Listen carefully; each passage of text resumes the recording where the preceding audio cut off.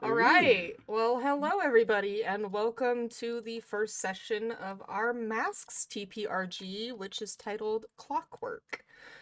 Um, we've got four amazing players here. I'm gonna let them introduce themselves, give them a second to tell you more about them, where you can find them, and then a little bit about their character. So we're gonna start over with Sin. So take it away, Sin.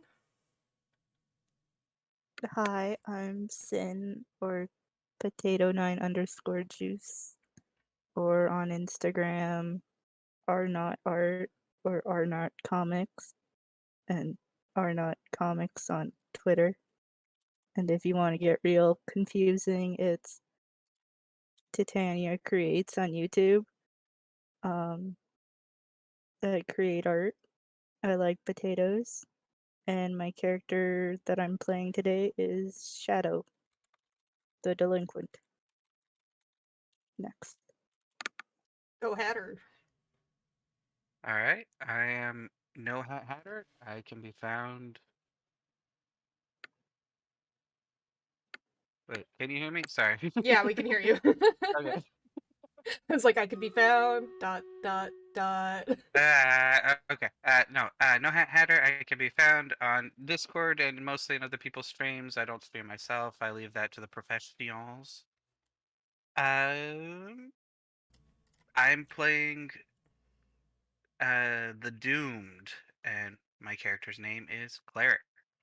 Next. Hi everyone, I'm Warwick Zero, Warwick or Onion Lord, I guess. That's a new one actually, Onion Lord.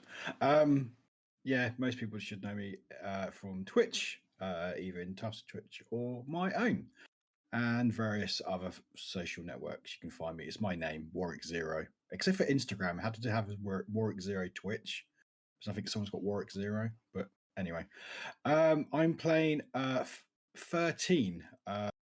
Or the actual character name is Xavier Lynch, and playing the Harbinger. And yeah, All right, Backwin. Hi, I'm the Backwin. That's my Twitch, and all of my other social handles are completely different because people take my name a lot. On Instagram, I am the Backwin Lives, and on Twitter, I am the Backwin with two E's. Yeah, you can find me on Twitch or those places, or hanging out in Warwick or Tufts thing or other places. And what's your character? I don't know. I'm just kidding. It's the Night Fox. Who is the Janice, correct? That's I don't know how to pronounce that apparently because Americans say Janice and British speakers say Janus, so I have no idea. I'm gonna go with Janice because I feel like Janus is gonna get us a lot of sad jokes. And I am your narrator, Tough98 Tough Love. Obviously, you're on my channel. You probably know who I am. I have also been being a bit more active on Twitter at 98 Tough Love as well. And Jadis and Uranus. Yep, you're right, Meg. And yeah, today we are running our first ever Masks TTRPG. So it's pronounced Janus. Oh, okay. I'm still gonna wind up calling it Janice, I feel like. Janice also just sounds like a name, though. Janice the Janice. it's Janice. This is what it's gonna be like the whole time. Yeah. Alright, so the setting that we find ourselves in Masks is in Halcyon City, which is a large, bustling city that is, oddly enough, home to a surprising amount of powered people. Nobody really knows why or how or what draws these people in, but this city sees more supers than any other city in the world, which means that it also sees more supervillains, more aliens, more robot threats, more monsters, and whatever else you can name that causes tragedies throughout people's lives. However, because they do have superpowered people, things tend to be relatively okay and normal people can just go about their lives. So today we are focused on our four heroes who are a team. We are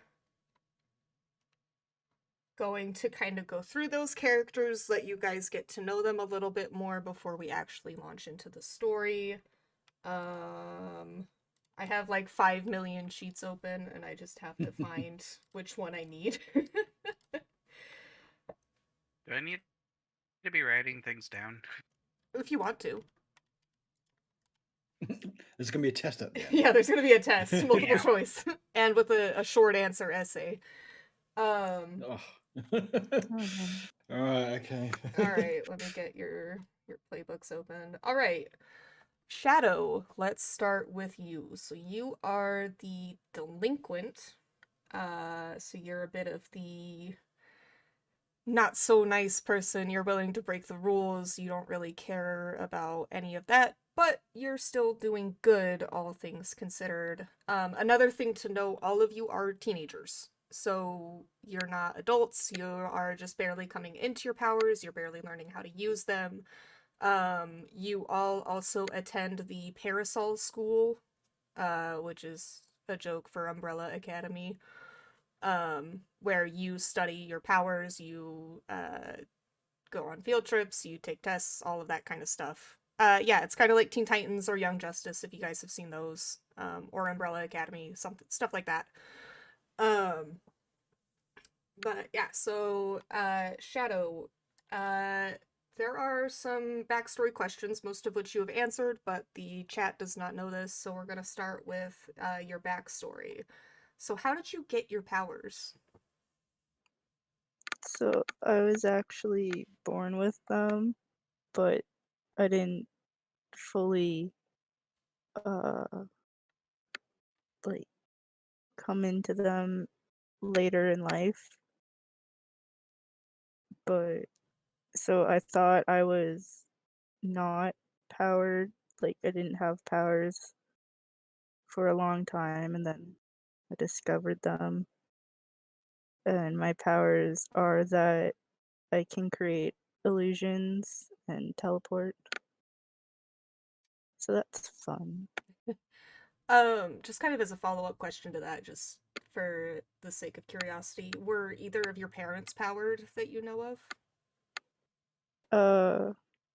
My father was not powered, but I think my mother was, but I don't know who my mother was because she died during childbirth.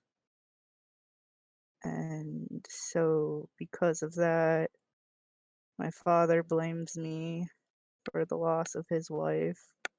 So he doesn't care about me.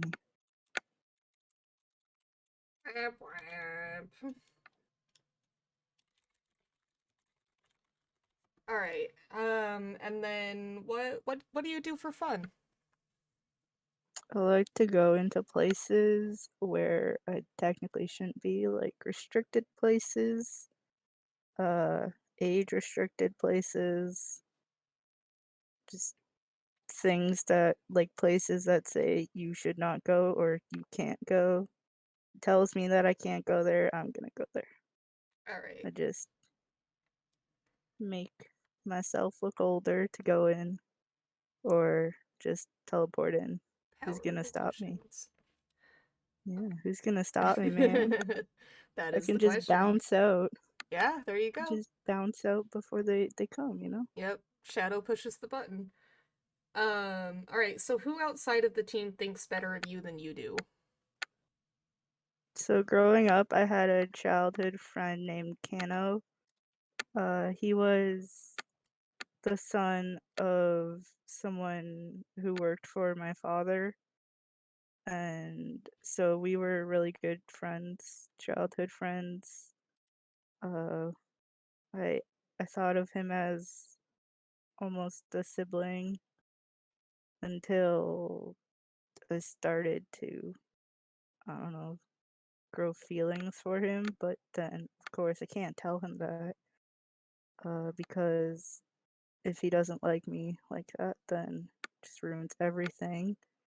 But he moved away uh, before we started going to the academy, so he's no longer here. I don't know where he is, but yeah, I think he knows me more than I know myself. Yeah. Would you say that he's the reason that you're trying to be a hero, or is there another motive? Yeah, he's definitely the reason why I'm trying to be a hero. He just makes the world a better place with me. But also I want to be a hero to spite what my father wants, because he wants me to go into business so that I can one day take over the family business. But yeah, he doesn't love me, so just gonna do the thing that he doesn't want me to do. Heck yeah. You know? Gotta love that teenage rebellion. Yeah. All right. So then why this team? Why do you care about them? What about these people drew you in? Why do you stick around? Well, I know what it's like to not feel loved. I know what it feels like to be alone, and I don't want anyone else to feel that way. So I won't tell you that I actually like you. I won't tell you that I think we're friends, but I won't tell you that that I actually care for you, but I do. and, Like, yeah.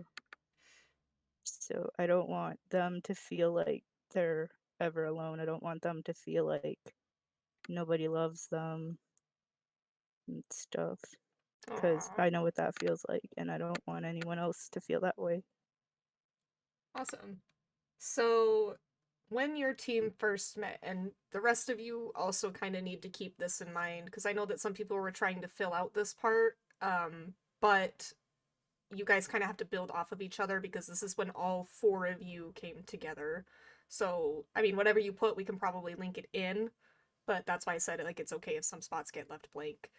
But Sin, Shadow, when your team first came together, you totally broke some major rules to win the fight. What rules did you break, and whose rules were they?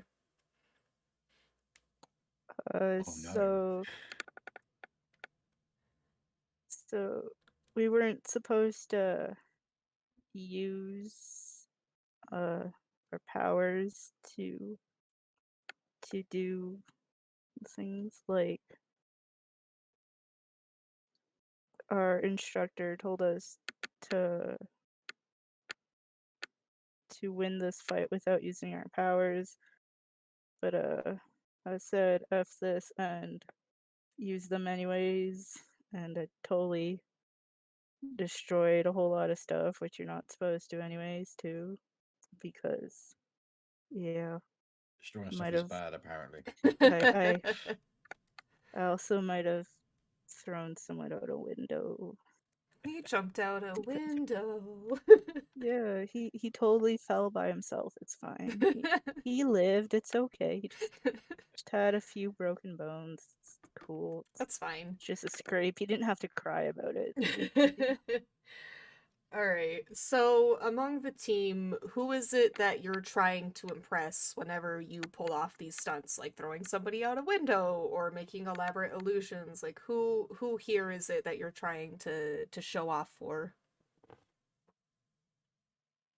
I think And if you don't have it would. answers to these questions yet either, we can come back to it once we introduce the other characters a little bit more. I think I would be trying to impress a cleric, Okay. because they seem cool. I want to be friends with them, like closer friends. I want them to think that I'm cool too. Cool, cool.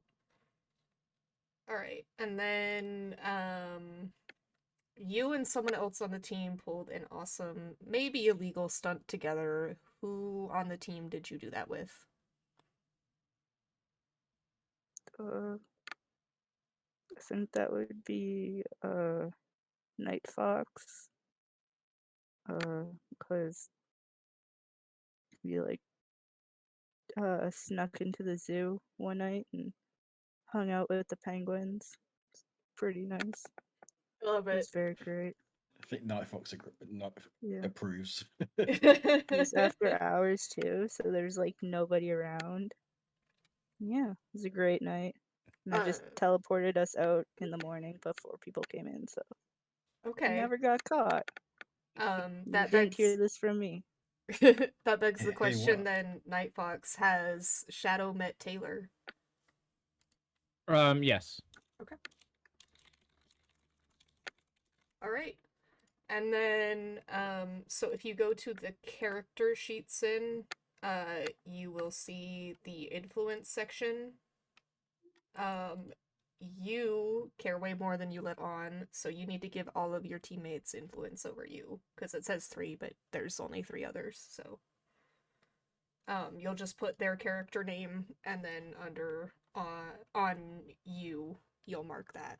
And then if everybody wants to add shadow influence on them into the influence section.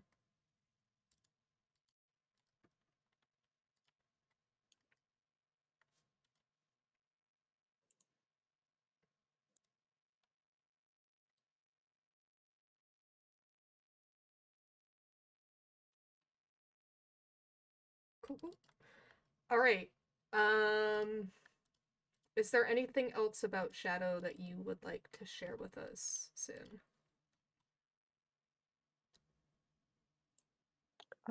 Shadow was born into a wealthy family that where her mother created a business that sells and makes specialized weaponry that can be used against powered people or that can be used to help assist in defending off countries. The weaponry is specifically made for militaries, like for the military stuff, but it also gets into the hands of the people on the black market, and you can find them in the black market as well. Cool, cool. All right, Cleric. You are the doomed, which means that you know that you have a doomed fate and your powers are tied into that.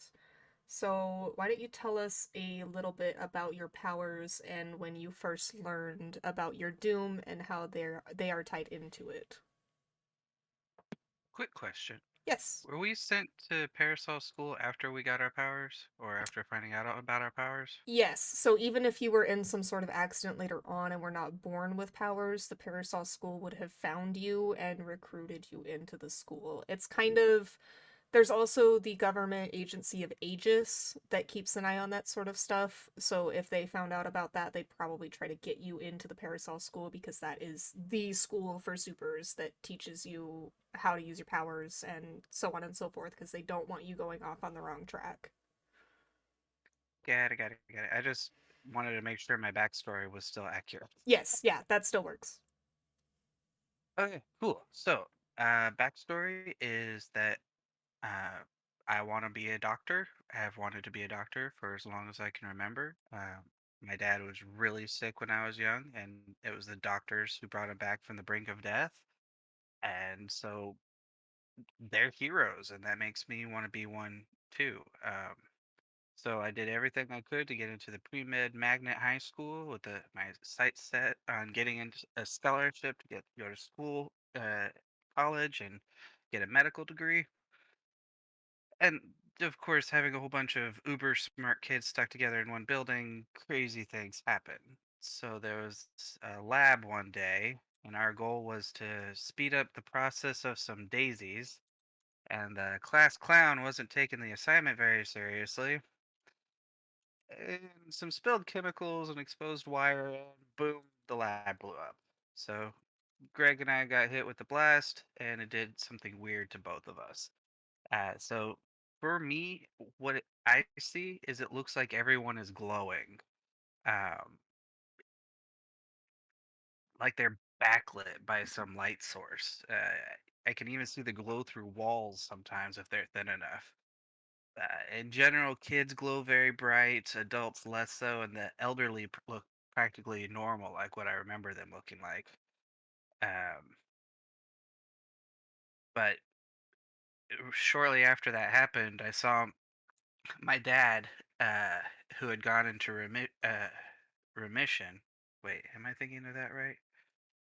had cancer again, which I think is remission, was very, very low, very dull. And so I reached out and tried to heal him, like just wanted to give my energy to him because he seemed low, and it worked. But in the process of healing him, I found that I had used all of my energy. Um, so I have powers. I can help heal people, but it's very much tied to my own life force.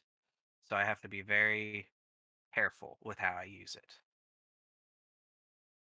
All right. So you mentioned Greg. Who is Greg, and what's your relationship with him? What does it look like? Greg is my nemesis. Uh, he was just, like I said, the class clown while everybody else was trying to take things seriously. He was just causing ruckus. His dad was a famous doctor, so he was guaranteed a spot anywhere, and everybody. He was kind of like the Draco Malfoy of the prep school, just really annoying. But he got hit with a blast, and so he's got pretty much the exact same powers as me, as far as I can tell. But he is not using them well. Instead of using them to help people, he's using them to hurt people. Like he's realized he can pull life force from others, and if people don't do what he says, he's hurting them. And so I do not like Greg. Greg is bad. All right. So you oppose him because he kind of is the antithesis of what you stand for. Instead of helping and healing people, he hurts and takes away. Exactly. Okay. Cool, cool. So you have a sanctuary. Where did you get that? Why is it your sanctuary? And do other people know about it, and are they allowed there? My sanctuary is a garden that it was near the hospital when my dad was in it first, when he first had cancer. And we would go into the garden on his good days, and it would just be very nice. It is kind of a public garden, though, so there are other people that go occasionally. But since the accident, I love going there because I can just be surrounded by life without seeing all the bright lights and can just relax. Okay. Would you say that you guys would maybe use that as a like kind of a common meeting spot for this team? Like you would meet up in the garden before you go out on missions or anything like that, or no? I don't know, actually. I feel like that would kind of defeat the purpose. I prefer the garden with no other people in it. Okay. Though it also would be nice to make sure my teammates are okay before we go off and do something. So I'm I mean, 50-50 on it right now. so maybe it's not a meeting place, but maybe after particularly rough battles, hard missions, long day at school, you guys maybe meet up there for just to hang out and recharge. Yeah, that sounds right. Okay, cool, cool. So who outside of the team do you think is crucial to defeating your nemesis? Greg.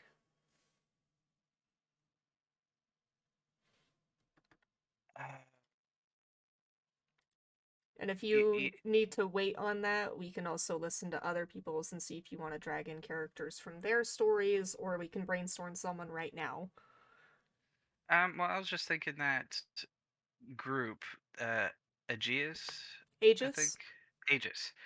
Um, Aegis is trying very hard to take down Greg. They tried to get him into the Parasol Academy, but he's already gone off on a life of crime, basically, and is thwarting their every movements. Uh, so Aegis is trying very hard to track him down and bring him down. So I think they're going to be my best source to with that. Okay. Let's say that they have assigned a specific agent to this case. So there's somebody within Aegis that, like, maybe you're not working with them directly, but you know of them and you've run into them in cases where you have gone to fight Greg and try to stop him from doing what he does. So let's kind of brainstorm what that might look like. Would they be powered? I'm gonna say no. Okay. Kind of like an Agent Coulson kind of thing. Okay. All right. So how are they helping you? Are they just is it just the resources that they provide with Aegis? Do they have a tie to this case? Like, are they related to Greg somehow, or they just got kind of slotted this case number and showed up?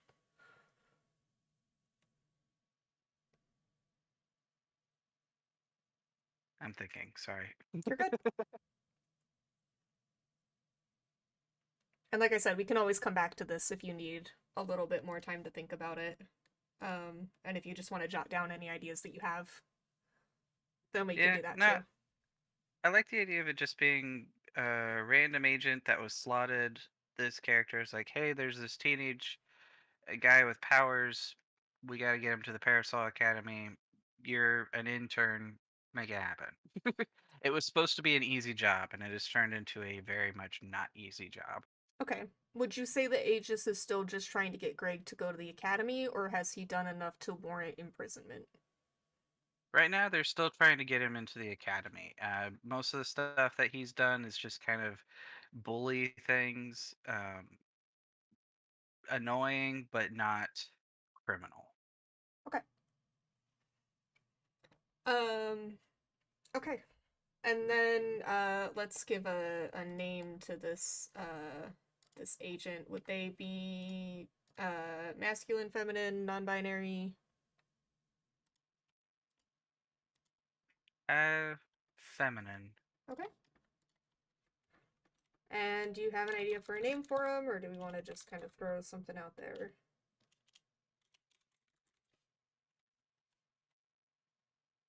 I've got nothing. All right. How? Brain no worky. EXE. Brain not found. How about Agent Ida? That works.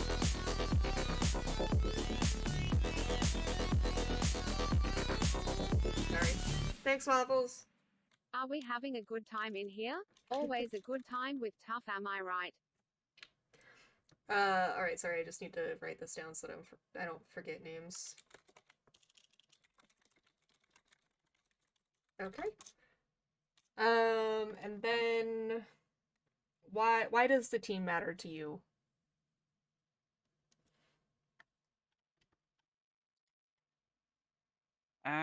Well, I thought to be a hero, I'd have to wait till after med school. But with this power that I've gained, I can help people now. And I'm seeing my teammates also doing everything they can to help people now.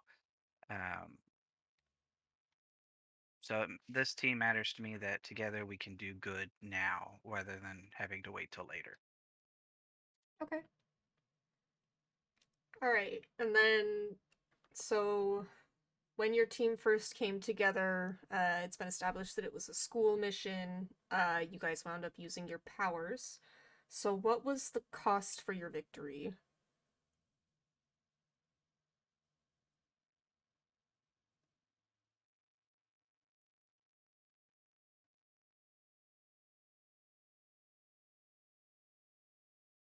Um, I mean, like, did you wind up expending more life force than you meant to? Was it just reprimandations at school? Did you lose privileges from the school? I Did think I someone get used more hurt? life force than I expected. Okay. Somehow one of the guys fell down the stairs and got really beat up, and I had to stabilize him You went before to they go could save go. the guy that fell out the window. Yeah, that one. And so it was a lot more hurt than I expected when I first came up to him. So healing him, I used more life force than I expected. Okay. Um, do you think you would have shared that with the team, or would it have been noticeable that you had kind of expended yourself a bit more than you meant to? Uh, Maybe a little noticeable. Probably have seemed kind of like I had the flu for a few days while I was recovering. Definitely was drinking lots of orange juice and trying to lay low, but moving a lot slower. Okay. All right. So, your relationships with the team. You've told someone on the team about your doom. You know that it's coming, and you're in danger. Who is it, and why did you tell them? I I would like to wait until after I hear more about 13 and the Night Fox before I figure out influence, if that's cool. So this isn't influence, this is just to establish pre-existing relationships with the characters, but we can also wait on that too, if you would like to. Yeah, just so I know a little bit more about the people. I think I'll have a better idea of who I Okay. And I relate then with. you will be giving influence to two teammates, so as we go along try to think of who those people would be. Okie Uh dokie. all right, 13, the Hello. Harbinger. So you are from a doomed future. You know how things turn out. You have come back on a mission to stop that from happening, but your memories are a little bit fuzzy on what exactly has happened. You do know what your future looks like, and you have an idea of what the catalyst is that caused what happened. You don't know the events leading up to that, and you don't know the events after, but you have an idea in your mind of like, this is the moment that caused everything to go wrong.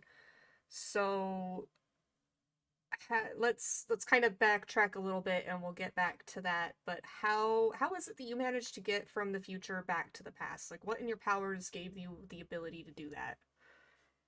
It's through bloodline. The name 13 is actually the 13th descendant of my family. And we've always been time travelers. But I've never or seldom used my powers because my father always said, don't use your powers. Nothing good can come from those powers. And I always questioned why. Always questioned why. And I was just like, come on, why not? But he forbade it. But with the world as it is, I felt I had to do something. And so I tried and a bit of tinkering and sort of concentrating. I found myself in the time zone that we are in now. Okay.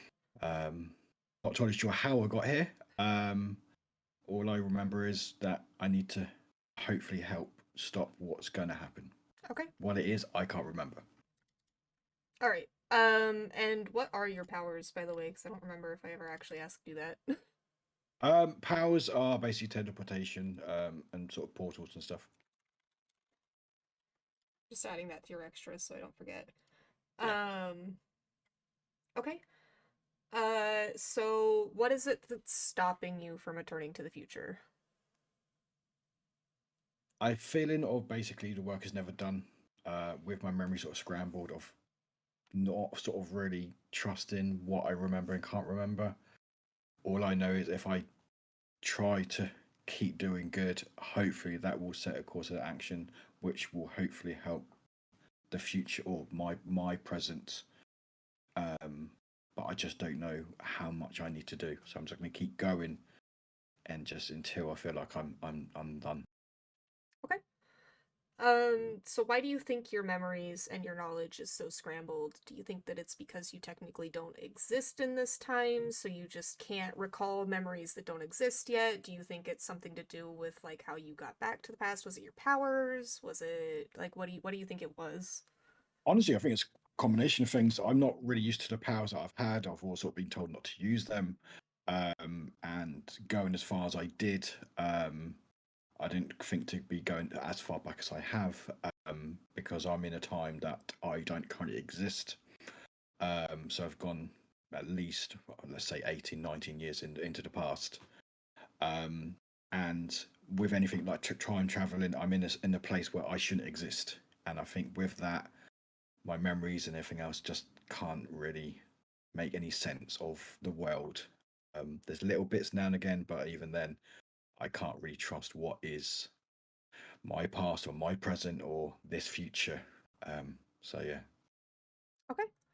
Um, all right, so let's talk a little bit about the future. What is it that is the current in your most recent memories of your future? What is it that you're trying to stop? Basically the apocalypse, basically the world as we know ending. It's still there, but it's pretty much in ruin. And while there's been a combination of things, there was one event that sort of concluded everything basically, and to where the world is now. Um, so why this team? What is it about this team that made you join them and decide to stick with them to thwart this apocalyptic future? All I remember is reading like textbooks, or just knowing of the names, of Cleric, of Shadow, of Night Fox, and what my memory fails me a lot, in real life and in game.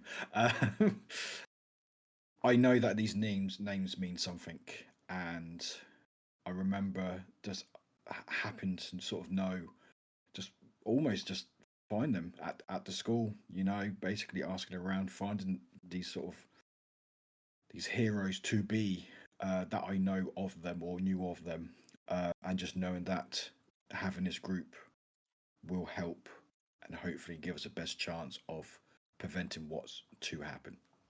Okay. Don't call me out, Jesse. I called myself out, right?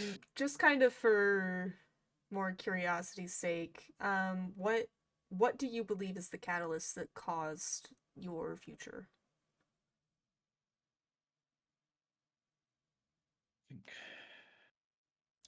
Like, was it, I mean, you could tie it into Shadow's father's weaponry, you could say Greg went on a rampage, it could be somebody on this team, it could just be a totally different event that you guys just couldn't stop, maybe an alien invasion, like, there's tons of options of what could have happened, at least for that one catalyst.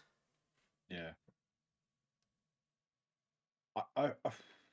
I feel like it'd be something related to Shadow's father. Okay.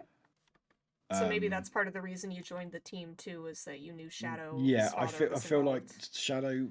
I've heard of the names, but I think Shadow would have been something that stuck in my head, and it's a bit fuzzy why. But I believe I would have think the Catters would have been involved in Shadow's father in some way. Okay.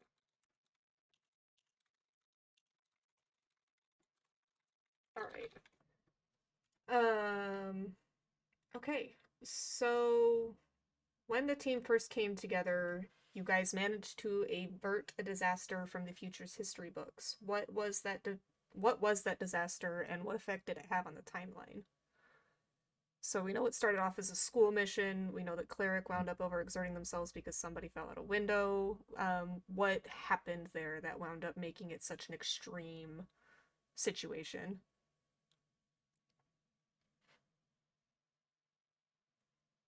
I'm not sure. I guess. I guess in saving that person, I would have, let's say, they would have died in my timeline, and that would have been like a snowball effect where someone related to that person, I guess, was high up in some military power or something and waged vengeance, and then it just started like a catalyst, Okay.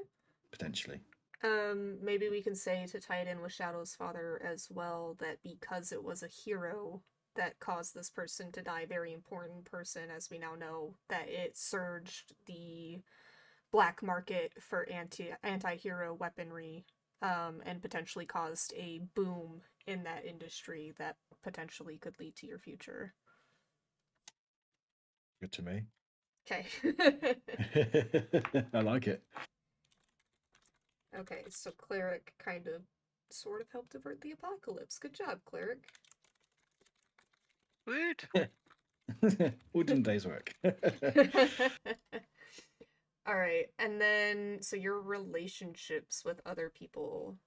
There Yeah. is a member on the team that turns away from the hero's path according to your history books, and you have to prevent that from happening. Who on the team goes off the path? I would believe that'd be Shadow. Okay. I'm not picking on you, Shadow. It just makes sense. It Makes works. sense. It works. All good. And then you have always idolized someone on the team, but it's kind of awkward to admit it to them now that you've met them in real life. So who is it on the team? And just remember, keep it cool, keep it cool. It'd be Night Fox, I believe. All right. Just being able to be friends with the penguins. All right. Awesome. And then every member of the team has the power to change your future. So everyone has influence over 13. If you guys want to add that to the influence box on your character sheets. And then, is there anything else about 13 that we should know about? Anything else about the future, your mission, anything like that that you would like to add, 13? Just that my pronouns are any with the character. I go by 13 or Xavier, and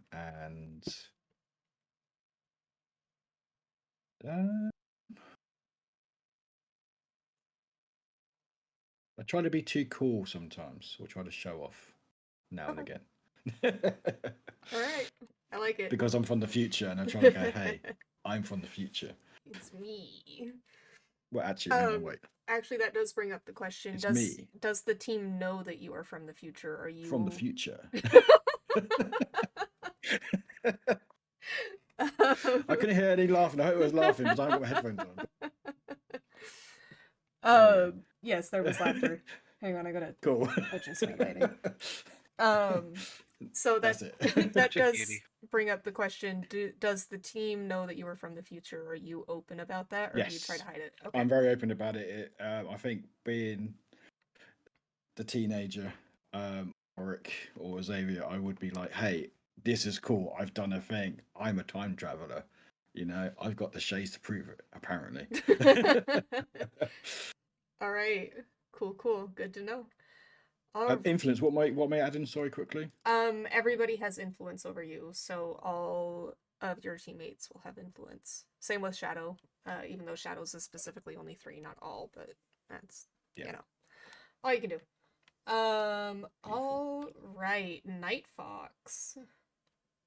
You are the Janus. You kind of spent a lot of your life kind of caught in a rut. You have the same routine, you do the same stuff, you live a normal life, but there's these moments when you get to step out of that. You put on the mask and you become a hero, something that is out of the ordinary, and something that you can just be. You don't have to hide behind. I mean, you're hiding behind a mask, but you're not hiding behind anything else. You're not hiding behind monotony or routine or, anything like that. So when did you first put on the mask and why? I put on my mask when I moved to the city. I didn't always live here. I saw it a way to break away from the shackles of my mundane life. Okay.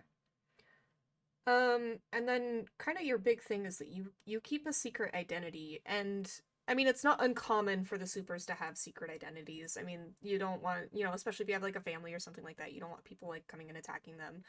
But you keep yours like super down low. There are very, very, very few people that know about your identity. So why do you keep it? What about it is so important?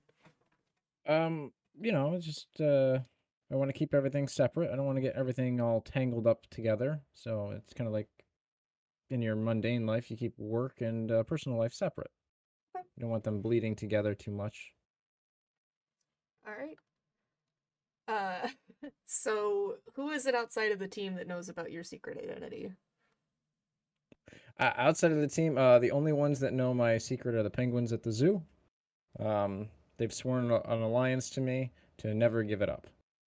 Perfect. I love it. And who is it that thinks the worst of your masked identity? Like, whether that's someone that knows that you have a dual life, or whether that's somebody that just doesn't like your mask. Who do you think is that person? So this person does know my secret identity. His name is Taylor. He is one of the surly. He's a surly rockhopper penguin at the zoo. He goes to the edge of the cage and he's able to kind of talk with the bears. I don't know if you know this, but bears and penguins, they're not great together.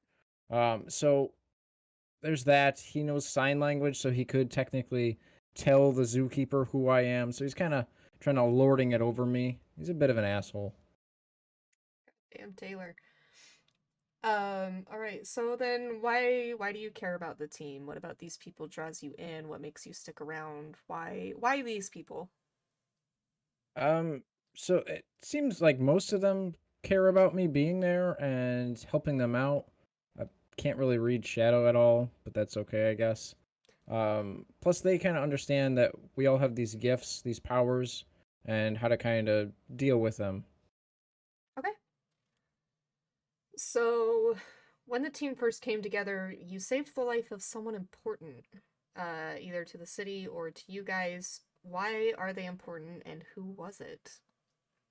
From what I remember from the incident, I mean, there was a lot going on. Somebody fell out a window or something, and I think clerics healed them. Didn't Yes. save. I don't know. It was a lot going on, but I remember it being the life of like an important city official, like either a politician or somebody with finance, some sort of money connection. Um, but that's about it. Maybe we say it was actually the mayor of Halcyon City that wound up being saved after getting pushed out of a window. So that was a bit of a big deal and definitely could have caused a stir if Cleric hadn't managed to save them. Alright, so your relationships. Who in the team knew you from your civilian life first? Um, I think that would be cleric. Okay. How do you think you guys would have known each other? Um,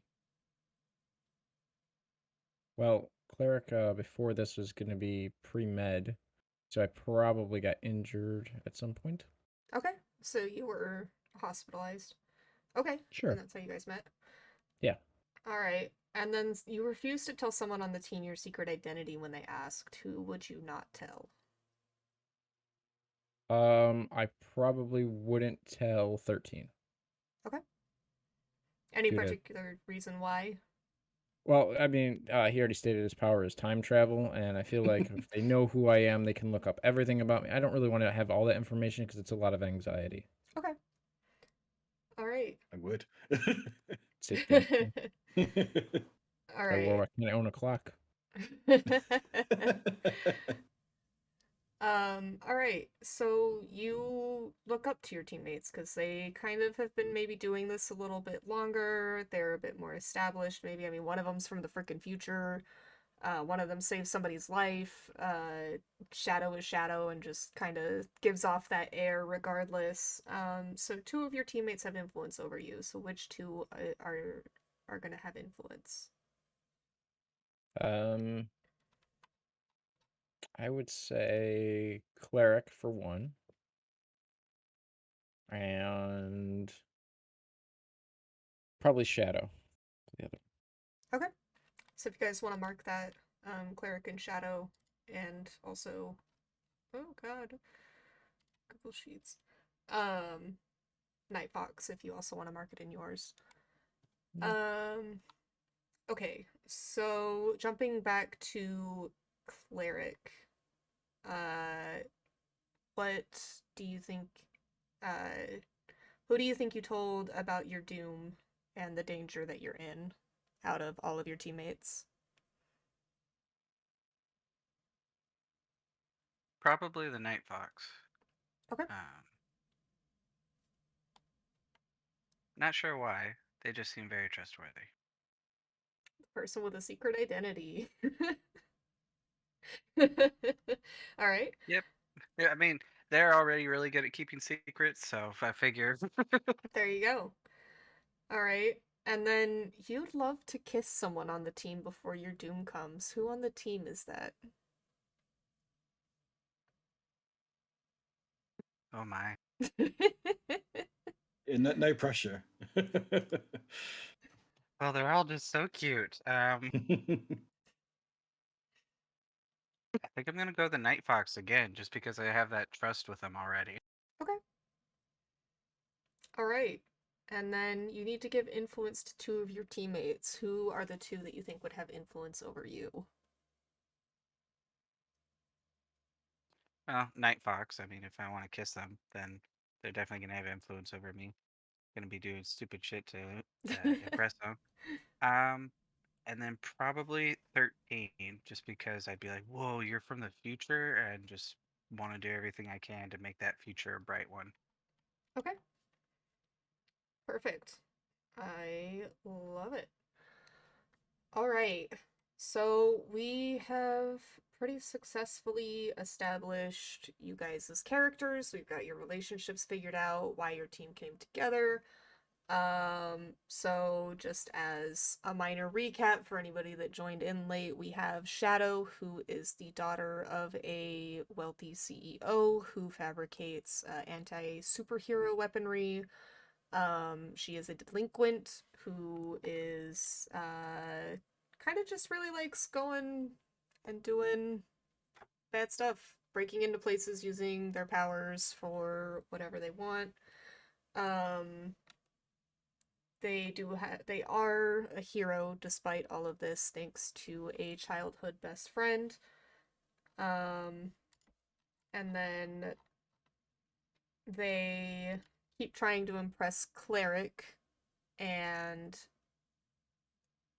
who did you pull a stunt with? Was it Night Fox? It was Night Fox. Okay, yeah. We hung out with the penguins. That's right, you guys hung out with the penguins. So, Shadow has a bit of an insight into Night Fox's penguin antics. Then we have Cleric, who is doomed. His powers are the ability to heal, but at the cost of his own life. He was in a hospital accident, which also gave the class clown Greg the same powers. Greg is not using those powers for good and is currently being hunted by Aegis, specifically Agent Ida, who is the key to Cleric defeating Greg and bringing him in. And then Night Fox is kind of Cleric's fixation. The two of them, Night Fox knows all about Cleric's doom and the danger that they're in. The rest of the team, not so much. And Cleric also wouldn't mind getting a little bit of a smoochy smooch before they kick the bucket. And then we have 13, who is the Harbinger, a person from the future, an apocalyptic future. They are back trying to stop that from happening. Their belief is that Shadow's father and his anti-superhero weaponry is going to potentially cause this future, so they're trying to find ways to stop this, these weapons from really taking off enough to cause something so terrible. And they also believe that Shadow is potentially going to turn from the hero's path, and they are trying to stop that. And they have always idolized Cleric?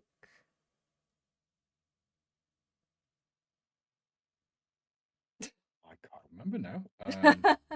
Or was it No, it Night was Fox? Night It was Fox. Night Fox. No, it's Night Fox because of the Yeah, penguins. because of the penguins, yep.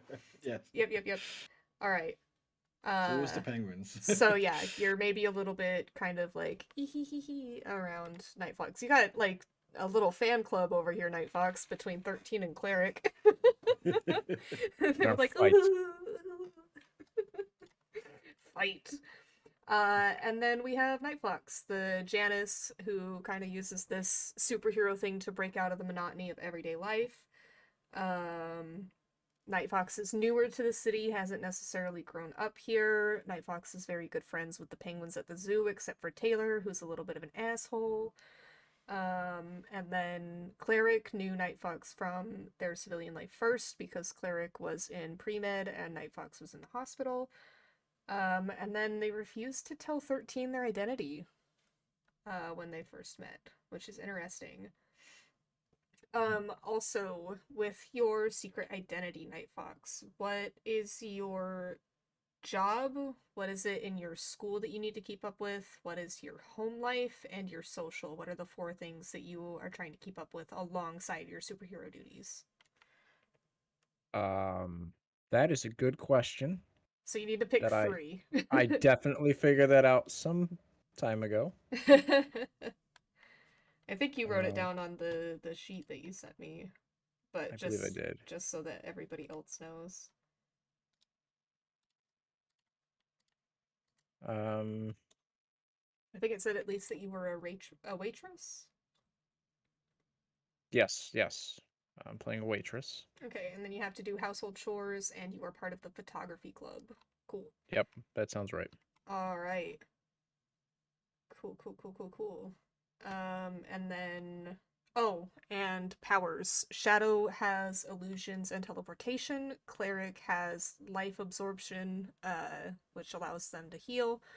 13 also has teleportation abilities, and then Night Fox has webs and energy absorption.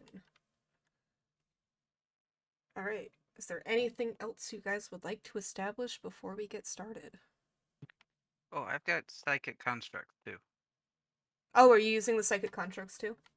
Yes, I would like to. Okay, cool. I wasn't sure if you were actually going to add that or not. Cool. Love it. Yes. Figured it'd be fun and something other than just going around and be like, I heal you. Yeah, no, that's good. All right. Let me get my final sheet open. If there's two of us got both teleportation and portals, would it make sense to have a different one? I mean, if you want to change your powers, I'm fine with that. But you can also keep them. It's not going to hurt anything to have duplicate powers. Energy absorption / redirection, would that be basically like Dragon Ball Z type stuff? So that's kind of up to you. The powers are their limits are set only by what you can imagine, basically. So as long as you can come up with a reason for why it can do that, then you can do that. So it's cool.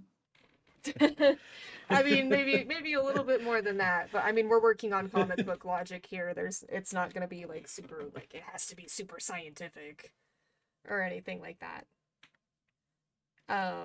I will say that is somewhat similar to Night Fox's powers, as well as potentially Cleric's a little bit, where you can absorb energy from people, or you can draw it from like power sources and use that to redirect it into something else. Or use it as like a beam or a giant energy ball or whatever the hell you want to do with that.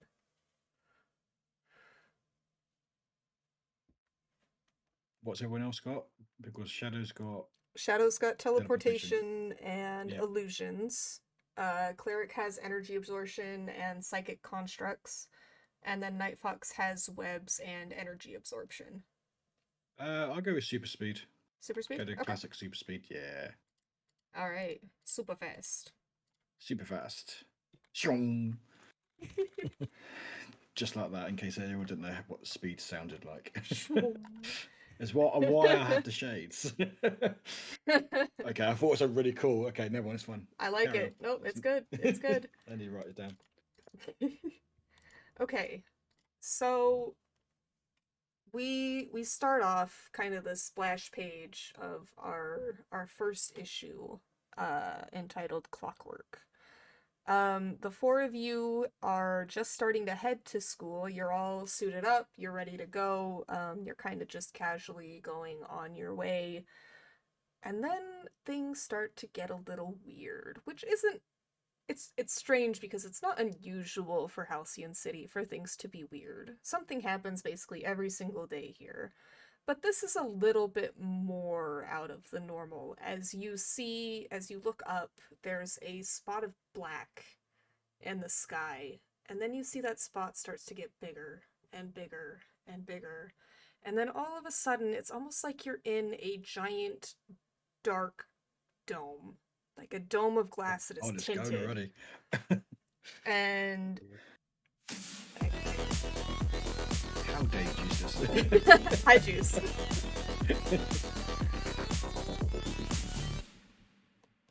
Oh, hey, Thanks, good Thanks, luck. 19 Juice. months of best friendship. So as this dome starts to spread and things aren't pitch black, you can still see, it's just tinted. It's like a shadow has been cast over you, ironically enough, shadow. And as you guys are kind of standing there going like, what is going on?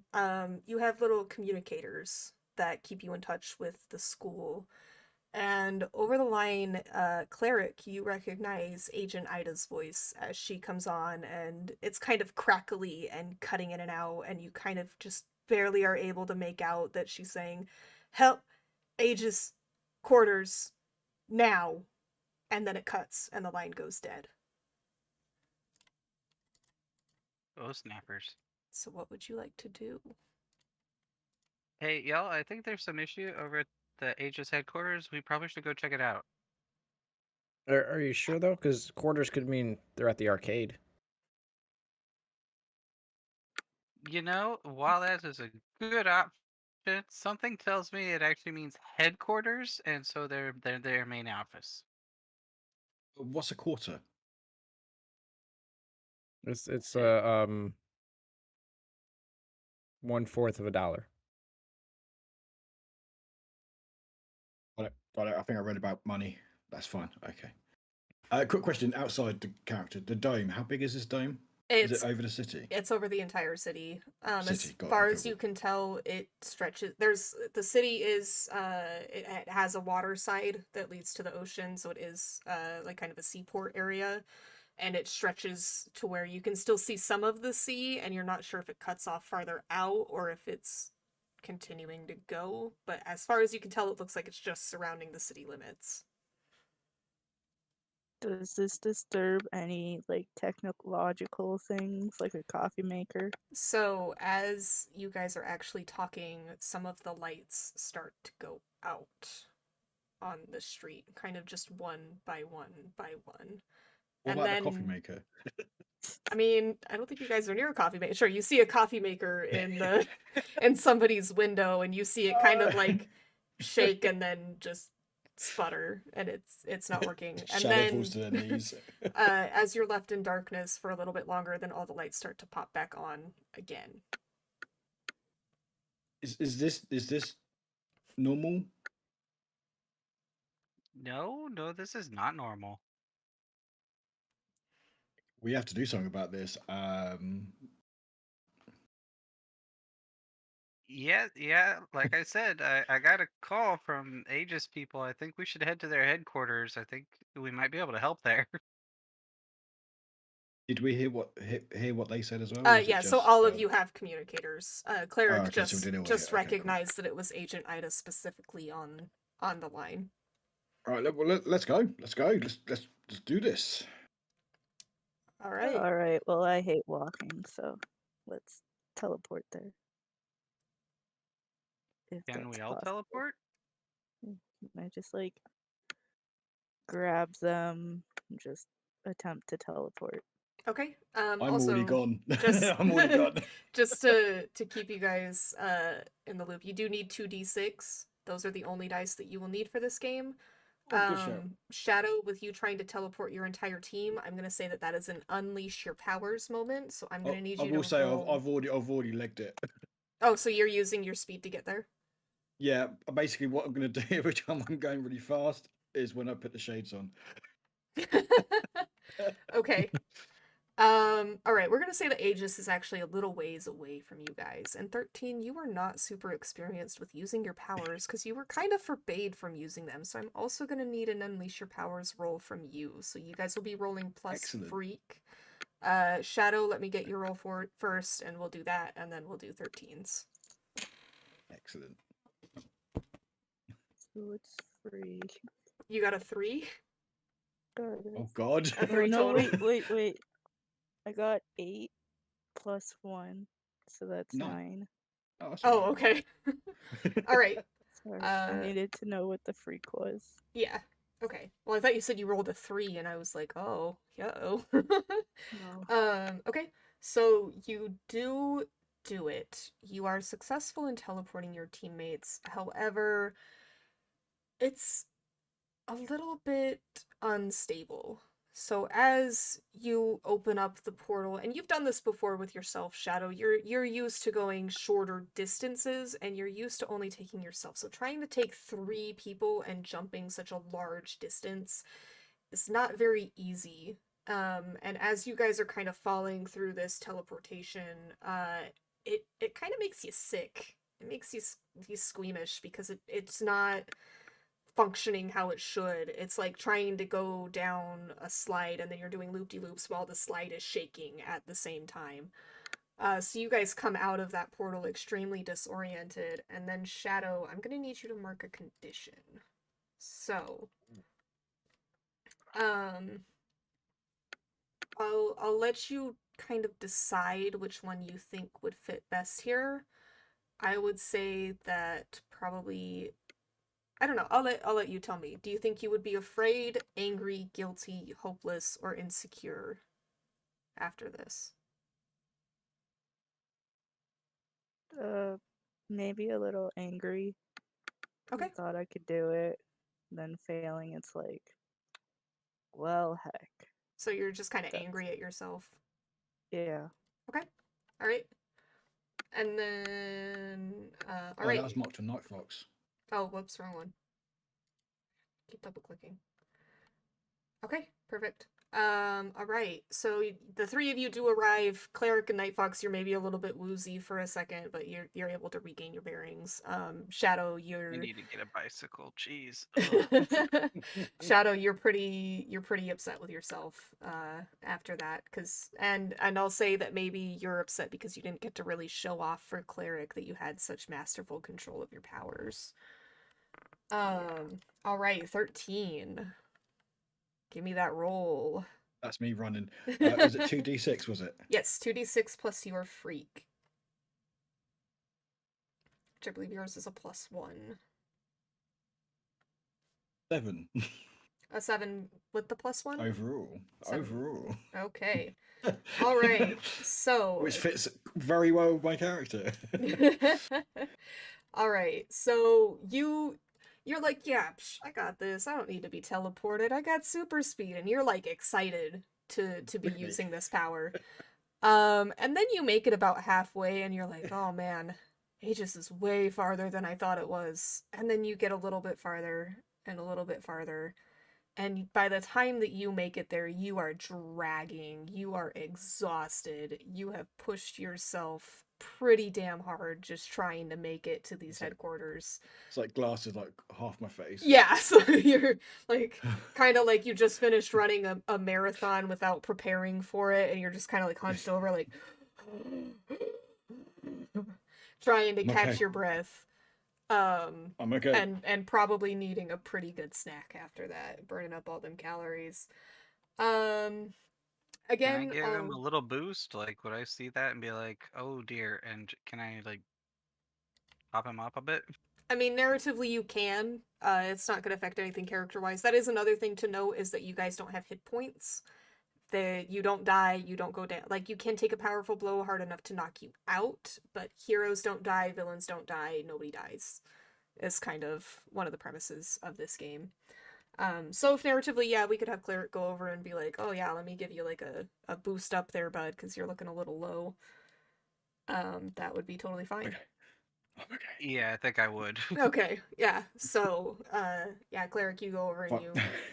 you kind of just like I think you'd kind of like mask it, kind of as like patting him on the back as you transfer a little bit of your life into him to kind of restabilize him. And then how do you think you would feel after that? Maybe a little bit insecure about your powers, I would say. No. Trying to show off and then just come back in like a heap. No, I'm fine. Absolutely, I'll be insecure 100%. Okay. So we'll mark And that. also have to, yeah, I can see what you mean with the pictures. Maybe there's someone behind me. Alright, so you guys all arrive at Aegis headquarters, and the first thing that is very noticeable to you is that there are no lights coming from Aegis. It is dark, and you do not see anyone going in or going out. So what would you like to do? I'll say that you guys are outside of the headquarters, you haven't yet gone in, but normally, like, you guys don't go to Aegis very often, but sometimes you go on, like, class field trips just to go check it out, and it's a potential career path for you guys, because they do employ supers in the agency, so that's a potential career. So say that you guys have gone there once or twice, maybe in the time that you've been at the Parasol School, and normally there is at least, like, 1 or 2 people standing outside the door just to kind of check and to keep paparazzi away in case more famous superheroes come by. and there's nobody there. So what would you like to do? I'll get my breath.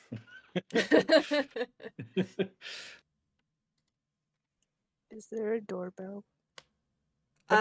No, but you can try the door. Okay, I'm going to attempt to just kick the door. Okay, you're just gonna walk in? Yeah. You don't have to kick it. Just try to open it first. Shadow, wait a second. Don't just kick the door. We have to like assess. We've got a big dome above us. It's still there, yeah. There's no lights on. Something's clearly going on. We might just want to just be a bit more careful. 13. And I'm guessing It sounds like you maybe would like to assess the situation. I would like to assess the situation. All right, roll plus superior. And also, just so it gives me more time to get my breath back. Perfect. So, how do I? Is there a thing to do assess or? So you roll plus superior, so your 2d6 plus whatever your superior is, which yours is a +1. 10 overall. You rolled a 10. Awesome. So if you Yes. go to the basic moves, you will see assess the I will. situation. On a 10 plus, you can ask 2 of those questions. So what Ooh. here can I use to blank? What here is the biggest threat? What here is in the greatest danger? Who here is most vulnerable to me? And how best could we end this quickly? You can ask other questions that are kind of tied into that, but those are kind of just to give you a jump start. Yeah. What here is the biggest threat? What here is the biggest threat? As you're looking around, it's pretty clear that the dome is of concern. However, whatever has caused Aegis to suddenly go dark is definitely the biggest threat. You don't know exactly what that is yet. Oh, also, as Harbinger, I think you can ask questions about what the future knows about this. Yes. So if you Where's would my- like to know what the future knows about this rather than what is the greatest threat, we could do that.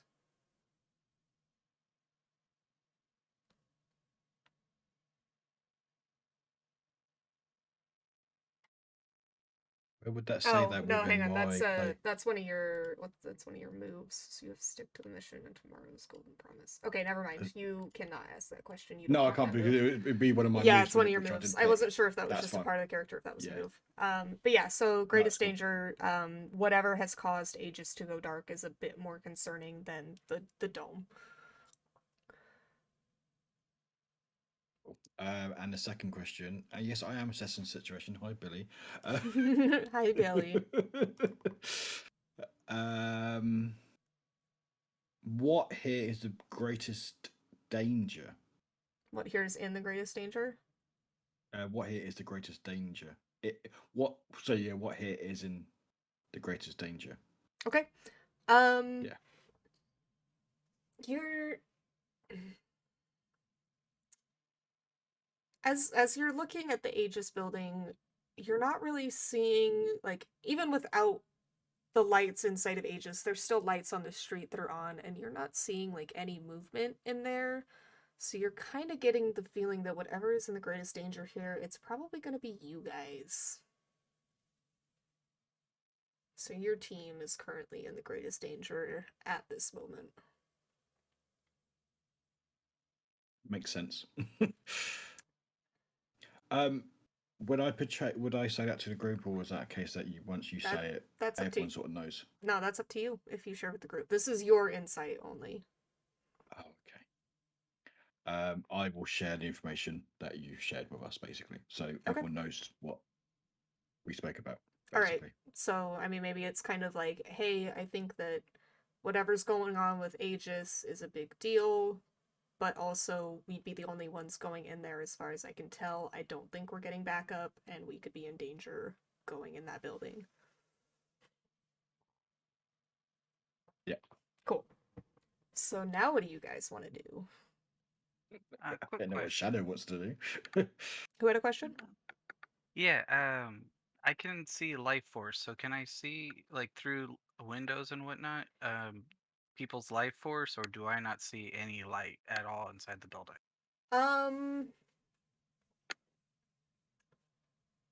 You don't see any near the edge of the building. If you would like to try to see further in, that will be an unleash your powers.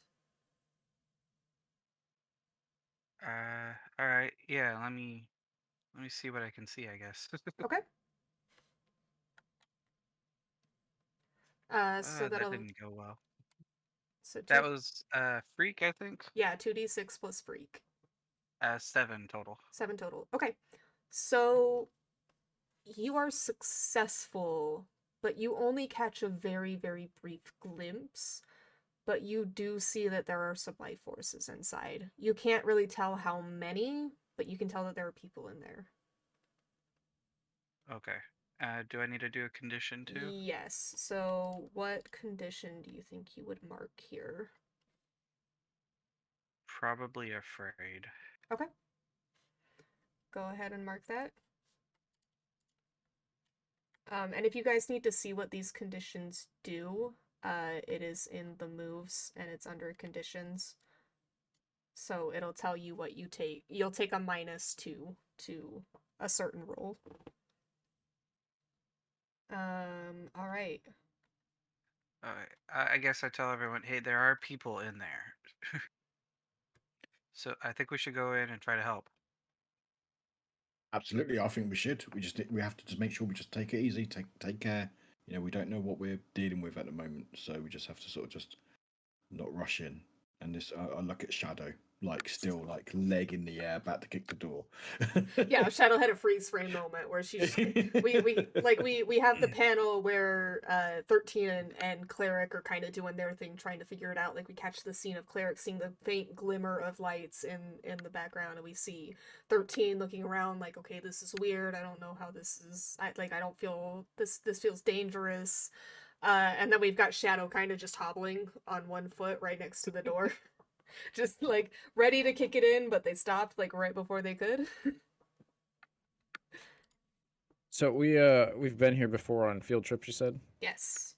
So would we know that if there's any like specifically locked areas that have something that we're not supposed to know about?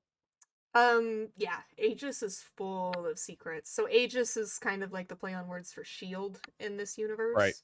Right. So Aegis definitely has a lot of secrets and a lot of stuff that they don't want the public knowing about, let alone a couple of young teenage superheroes. So any tours that you were giving were very superficial and kept more to the outer parts of the building where it's more offices and like meeting other supers that are involved, meeting the agents, like more glossy rose tinted glasses type of view rather than what Aegis is actually up to. So I just want to kind of reflect that to the team and be like, there's a lot of stuff in here we don't know about, and I don't know if with the power being off that unlocks or locks those doors. So that could potentially be a problem, so we should probably all stick together. So I'll say, Night Fox, as you're saying that, you guys hear a crash. And you're not sure if it actually came, like if it was something from inside the building leaping out, or if it was something inside the building breaking, but you hear what sounds like shattering glass. Okay, I look really quick to 13 to make sure he didn't use any super speed to do this. 13 is still No, kind of no. doubled over, like, Yeah, I'm still like barely catching his breath. I'm fine. Shadow takes a step back. Shadow's like, it It wasn't me. Did anyone know where that came from? It wasn't me. It wasn't me. If I was still wasn't looking at the Shadow. building, would I have seen anything?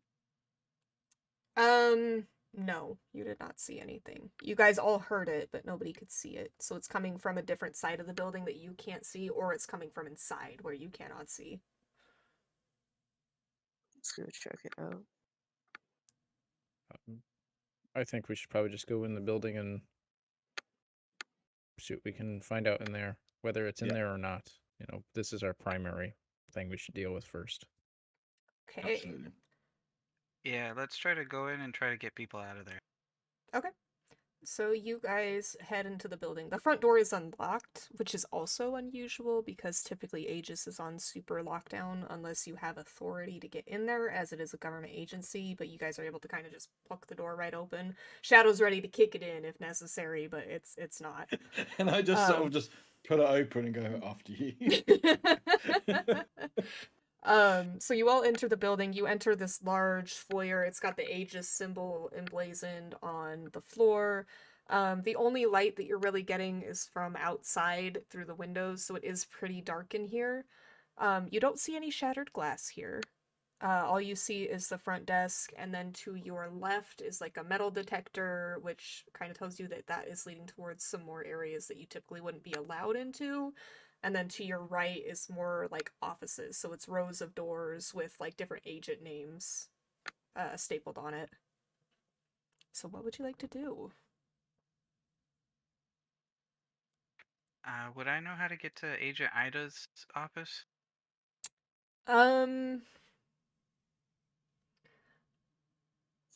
Yeah. Let's say that you and Agent Ida have worked together. We'll say once before you guys teamed up to try to take down Greg, which is kind of what made you think that Ida would be your best chance at getting him under control.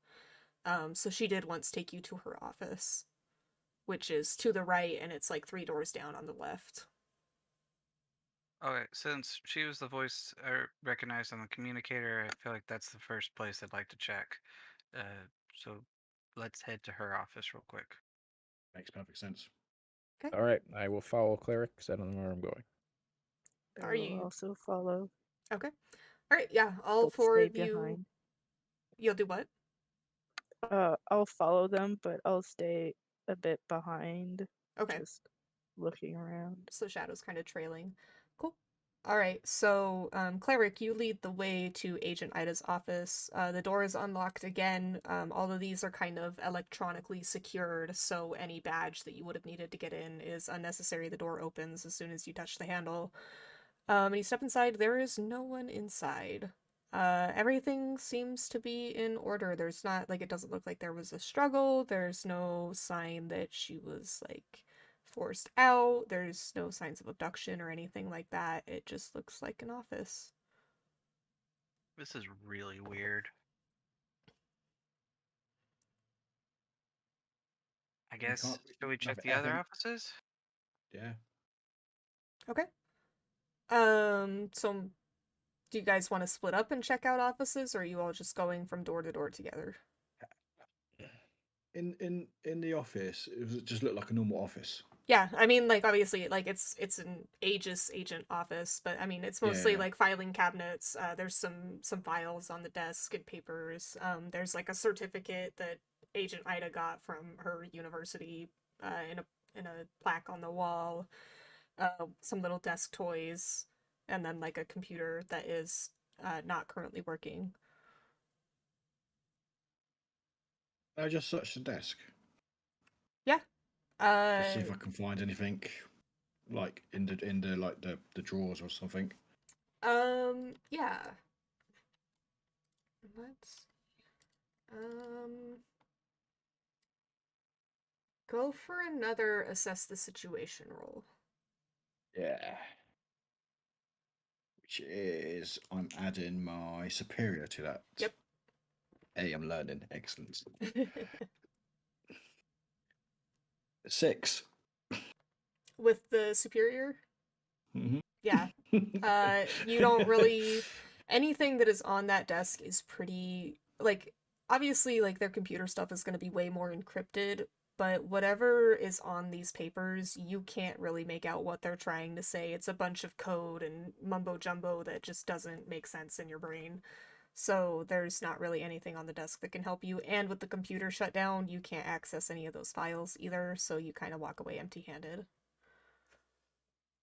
Oh, do I get condition as well? Nope, not on that one. Well, I would be angry with myself. It doesn't make any sense. What? You would just see like Um, papers flying behind 13 as he furiously rips through these drawers. Like, what does Alpha Bravo Condor mean? Ugh.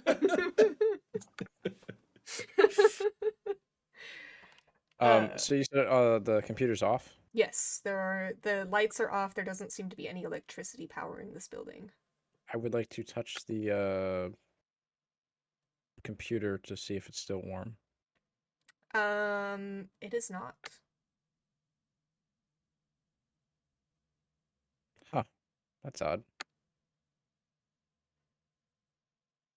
I look at What's up? 13 because obviously he'd be the closest one to me. Yeah. What's up? The computer's cold, which means it wasn't the dome that turned it off. Oh, because it'd be warm if it It'd was the still be dome. warm because whatever happened here would, we got here as quick as we could. What's that mean? Maybe these papers will say. I don't know. Damn papers. Quick thing actually with that. The communicators. How would it? Is it like a two-way? Is that like a radio? Yeah, so it'd be kind of like having like a Bluetooth piece in your ear, sort of. Yours are not working anymore. After Oh. that contact with Agent Ida, they cut out, and you are getting nothing. Oh. Interesting. And would the agent use the computer to talk to us, or She would have had would her it- own communicator. had her on? Okay. Yeah. Okay. Cool. Okay. We didn't see that so- left behind. Nope. Cool. Well, yeah, I can't see anything else in this room. I guess we have to just keep looking around, try to find out what noise was, see if there's any life around still, and hopefully get out in one piece. Okay. I will say, Cleric, you are not currently seeing any lights that you are like typically able to see through like walls and stuff like that. As do you guys are you guys checking out the rest of the offices?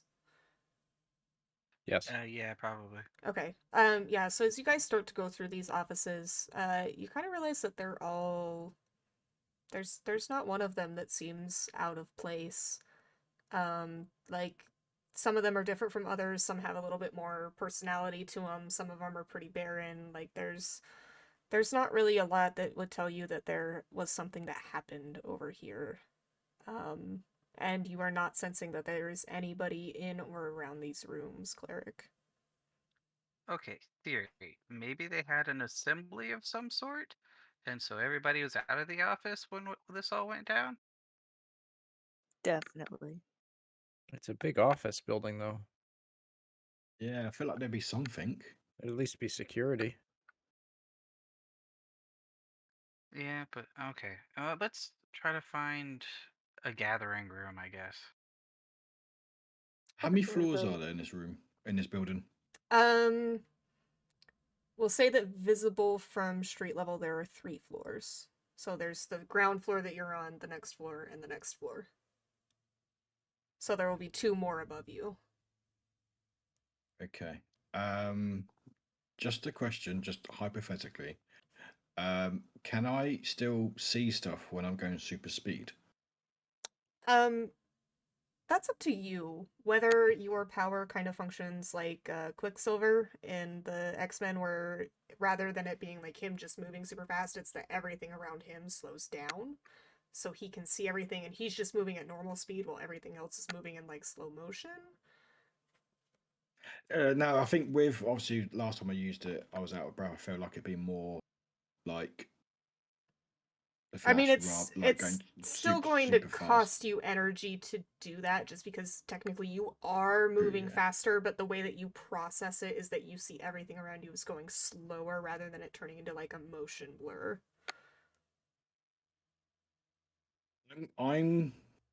I will use my super speed and I'm gonna just run through the halls. I'm guessing there's stairs in this building. Yes. I'm gonna go run up and check the floor, see if I can just sense anything. I'm not gonna go in any rooms. I'll just literally just run by, see if I can sense anything or see anything out of the ordinary, and try to get back. Okay. Are you just running through the office portion of this building? Or are you going further to the left where you saw that metal detector?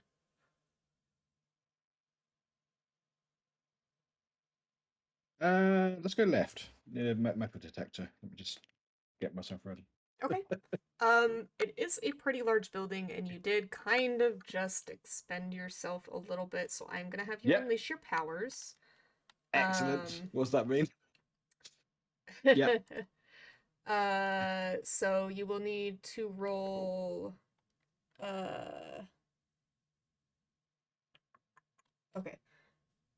Yeah, you'll roll 2d6 plus freak. Your insecurity will not have an effect on this roll. It won't. Okay. Don't split the party. Went out the window pretty quickly. 8. Wait, he You got can move an really 8. fast. Okay. Yep. So And I'm gonna hopefully try to get back to the groups before anything else happens. yeah, That's so my you're goal. you're able to do it, but again, you're running pretty low on power. You might need to hit up a vending machine or something. Like your stomach's starting to growl, you're getting thirsty, you're running low on energy. But you managed to make the lap around the building, and as you are going through the left-hand side, you start to notice that that side of the building is a lot different from the office side of the building. Rather than offices and standard rooms, it's laboratories and holding cells and rooms full of experiments that you don't really know how to comprehend. But in one of those rooms where you can assume there would be experiments, the glass is shattered, and whatever was inside that tube is gone. So I'll get back, guys. I will also say that you were able to locate a door that looks like it would lead to a larger assembly hall. You didn't go inside, but just based on the look of it, like it's a bigger door, like it's a big door and then another big door, so they're like two double-sided doors next to each other. So that's pretty clear sign that that's probably to get large amounts of people into the space at one time. So I get back. I'm near over. I'm fine. I'm fine. I think I've seen all the issues. There seems to be lab stuff. I see where the glass was broken. Something's escaped. What it is, I don't know. And I basically point towards where we should be going, I would think. And I will just take it a bit easy. You also do need to mark another condition. Excellent. I guess I'll be afraid because seeing the glass shattered and seeing that something's escaped, that would scare me, and also just the fact is that I'm being a bit hot-headed well, and I'm quite yeah, exhausted. you've kind of run into a government organization that you realize you know way less about than you ever realized. There's a lot going on here, and you probably are a little bit terrified about the implications of what all of that could mean. Okay, are you guys gonna head over to that side of the building? Shadow is. Okay. What about the rest of you? Yeah, let's go. Let's go check out the glass. Are we doing the glass or the assembly hall? Whatever you want to do. I'm gonna go with cleric to the glass. Also, I would like to say that I'm glad you understood what Warwick was saying. If he could see when he runs, I was like, is he running with his eyes closed? Yeah. Seems like a terrible idea. Yeah, while you were running, you closed your eyes for just a little too long and ran into a wall. Okay, but that would be Hello, Warren. hilarious. It would be funny. Okay, so we've at least got Night Fox and Cleric going to the lab where the glass is. What about Shadow and 13? Are you guys gonna go with them, or are you gonna go check out the assembly hall? I'd like to check out the holding cells, Okay. look around the area. I'll go with Shadow. I don't go anywhere near that glass. I've seen it. It scares me enough, so I'm good. Okay. All right. Okay, we'll do Night Fox and Cleric first, and then we'll cut and we'll go see what Shadow and 13 are doing. So Night Fox and Cleric, you guys head over to this lab. It's still pretty hard to see, but we'll say that you guys find some flashlights that manage to work. And as you're kind of flicking them around the lab, you spot the broken tube which seems to be it's human sized. So it could have fit a person inside of it. There is kind of like a gelatinous water, like a gelatinous liquidy substance on the floor that the glass is shattered into. And you can see some monstrous footprints that start leading towards the door and then out. And then they kind of disappear as the substance kind of came off of their feet.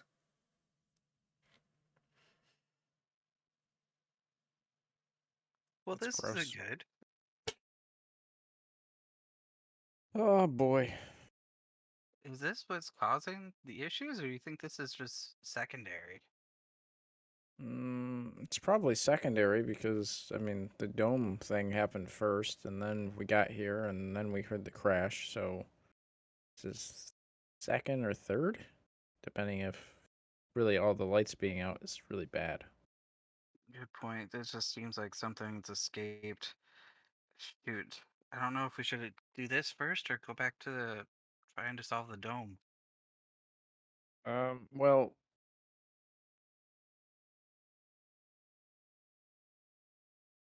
I don't know. I don't really want something just like I don't want it getting outside into the populace, but I don't also want it in here with us either.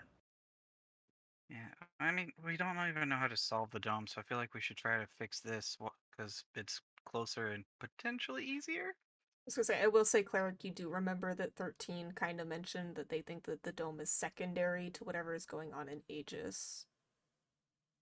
Yeah. Yeah, I think we should try to solve this. This seems potentially solvable, while the dome and the building, not so much. Okay. So it broke this glass. I'm just trying to think a little bit ahead. If we stop this thing, whatever it is, what are we gonna do with it? There were holding cells, 13 said. Maybe we can see if there's one open, or maybe when they come back from their thing, they'll find one open, and we can toss it in there. Okay. I mean that works. Or I don't suppose you have any like snacks on you that we can lead it this way. I'm trying to think of what I would have in my first aid kit. I'm kind of think I'd have an orange on me, but I would have handed it to 13 already if I did. Yeah, I think your snack pack might be a little bit exhausted. You guys have Sorry. seen that there are vending machines back by the office area. They are not functioning, but they would still have snacks inside of them if you wanted to try to break some out.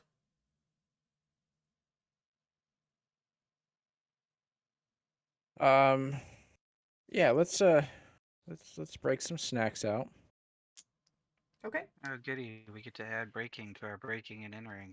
No, no. It's we're liberating the snacks from their confinement. Yeah. That's a fun way of putting it. All right. Yeah, that's it. Okay. I'll keep watch while you liberate then. Okay. I find like a chair and just break it. Okay.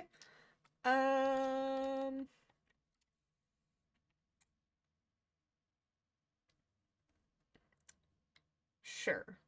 Because that's not really unleashing your powers, because you're not using your Nope. powers to do this. Yeah, you go over. We just see, we see Night Fox kind of maybe like checking out the different chairs. Like I mean, like a swivelly business chair probably isn't gonna be good for this. They're a little bit not great. But there are some more like solid metal chairs in the entryway in the foyer where people would probably be waiting if they were trying to meet up with like an agent or something like that. And you pick one of those up, it's hefty, and you just slam it into the vending machine. It shatters, and a bunch of chips and cookies and candy all come spilling out. Perfect.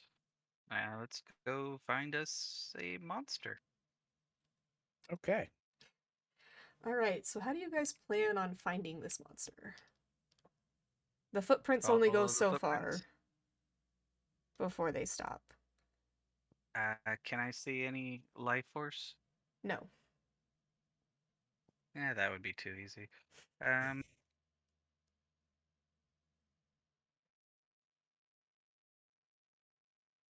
I guess just go in the direction of the footprints.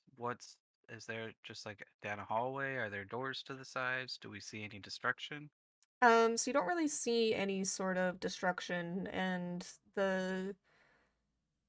like aside from the tube being broken, you don't really see anything else that's like that's been destroyed. So it doesn't seem like this thing was like super pissed off or anything. Like there's no scratches on the walls, there's nothing like no dents, nothing. The doors seem untouched, and the footprints head farther down along the line of laboratories and such rather than going back towards like the front door. Um, if you would like, you could assess the situation to try to figure out the best way to deal with this. Okay, I guess I'll do an assess, and that's plus superior, Yep. which is not my good stat. I got an 8 total. Okay, so you can ask one question from the assess the situation. What here can I use to blank? What here is the biggest threat? What here is in the greatest danger? Who here is most vulnerable to me? Or how could we best end this quickly? I'm gonna go, how could we best end this quickly? Okay. So you guys head back to the lab, and as you're kind of maybe taking a minute to look around a little bit more, you find a file. It was kind of haphazardly like tucked underneath a laptop, and you pull it out and you flip it open. And you actually kind of catch a glimpse of what this creature might look like. It's humanoid, but it's got like its facial features are disturbed. It's got scales coming up along its neck. Its nose has been disappearing. Its brows are far more pronounced. And you get the sense that this creature has been gradually losing. Well, no, it hasn't been losing its sense of humanity, but it's been treated as less than human as this progression has started. So you know that it's intelligent, so it's not going to be going on some sort of rampage. And as you follow the footsteps out into the hallway, you realize that there is actually another exit out of the building in that direction. And it does look like there was a little bit of slime on the door handle, and that it kind of just got up and left. So the best way that you can end this quickly, it's going to be difficult to track it after it's left the building. Your best course of action is probably going to be to leave it alone and deal with it later.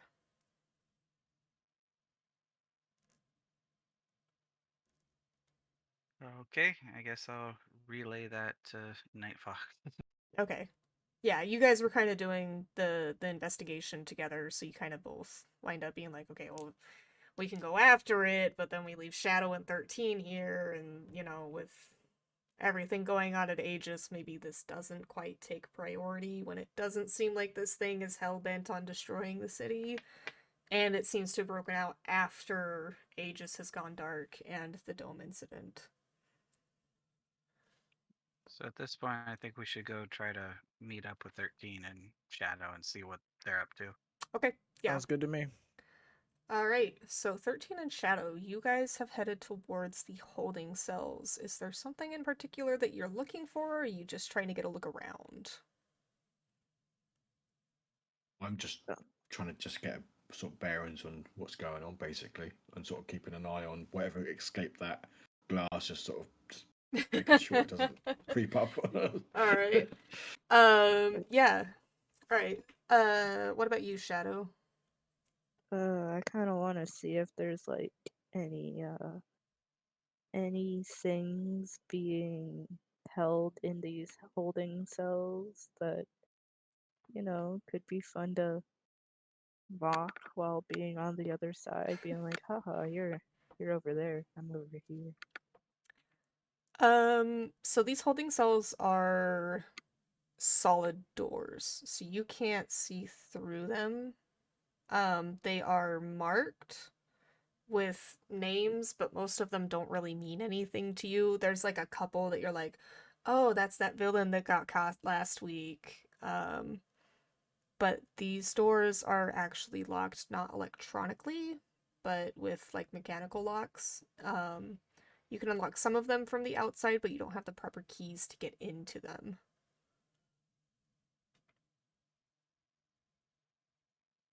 However, you do have teleportation abilities if you would like to try to break into any particular cell. Yeah, I'd Hey, like. Shadow, why don't you maybe like try to teleport in? Yeah, I'll pick a random cell and just be like, I'm gonna pop in here for a second. Okay. I'm gonna start. I'm gonna be here. Any issues? Shout. All right. Okay, we'll say that you stop outside of the cell, and the name on the outside is, say, Electric Doom is the name that is etched on the plaque outside. And I'm going to need an Unleash Your Powers since you have not seen the inside of this cell, you don't know exactly where it is, and you were kind of taking a leap of faith trying to get in there. So I rolled 11, and that's +1, so that'd be 12. Perfect. Nice. Yeah, you Good work.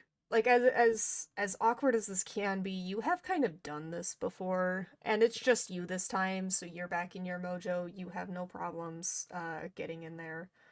You get inside, it is dark, but you guys have flashlights, so you kind of shine the flashlight around, and it's not a super large cell, but there's a chair and chair and tables up against a wall that is one-way glass. And then tucked in the corner is a bed, and then there's like another corner that has a toilet and a sink.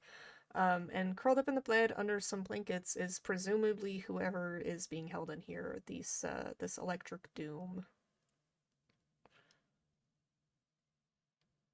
Shadow, you all good? Shadow cannot hear you from inside the cell. So I walk up to Shadow. I walk up to the figure, that person, the presumably person thing, Electric Doom that's supposed to be holding here, and I poke their face. Nothing happens. Poke of Doom. We'll say that the blanket gets disturbed enough, you can see that they have a power inhibitor collar on, so they are unable to use their abilities. However, it doesn't seem to be on, but they do not react to you poking them.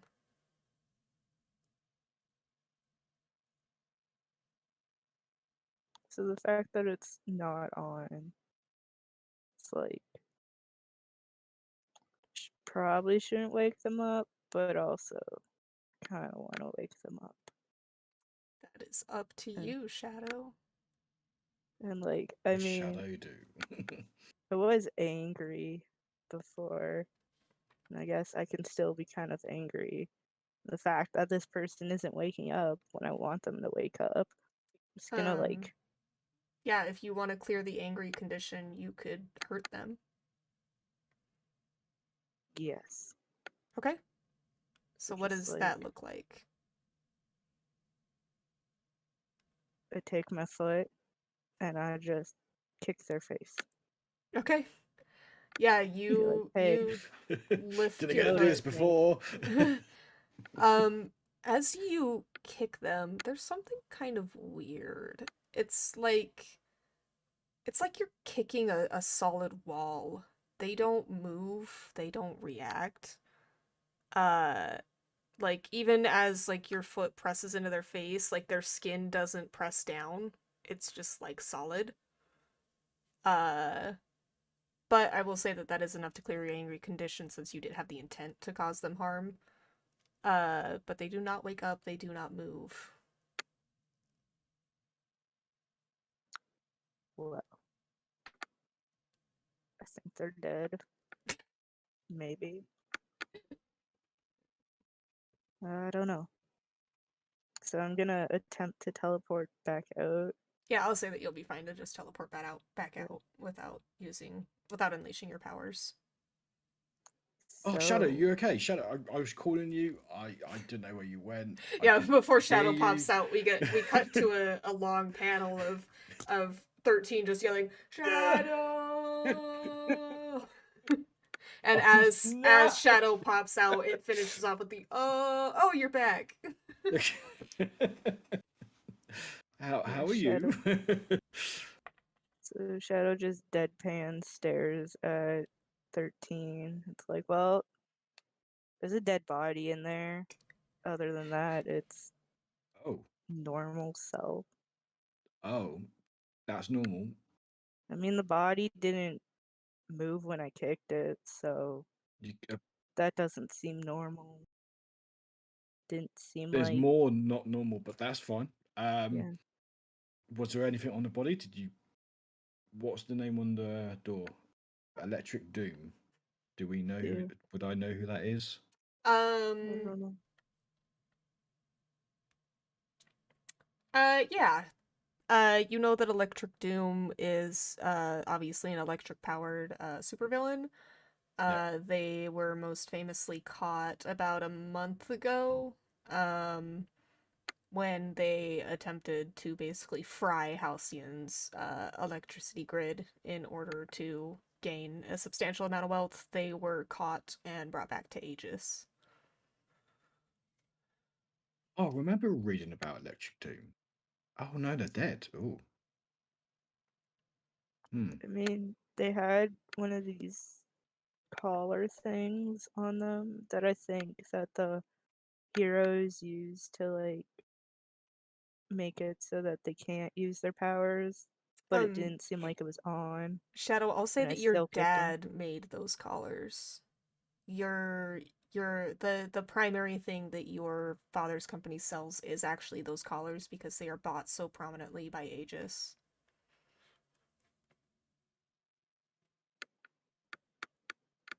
Do you Yeah. do you have? Did you bring the collar with you, Shadow? No, but I know the model. You know the model. Okay. Yeah, because Did your dad make these? yep. Okay, Yeah. that's fine. I feel like mentioning on the collars would sort of start stirring some stuff in my head that relates to my future or my present. And I don't know. Obviously, you can sort of do what you want with this stuff, but I feel like the speaking of the collars and the stopping of powers would stir some stuff, something in me. Yeah, so we'll say that you get it's fuzzy, but it's a memory. And you remember the weight of that collar. You have worn one of those in the past, and you are also aware that there were a lot of people that didn't like these collars, and they were potentially part of the reason that the world became as it was, as people rebelled against them and used their powers to basically destroy the world. I feel like we'll take a step back a little bit, just sort of just try just to gather. Just this is a bad place. I can't quite put my finger on it, but just those collars, they're not good things. No one should be restricted of who they should be.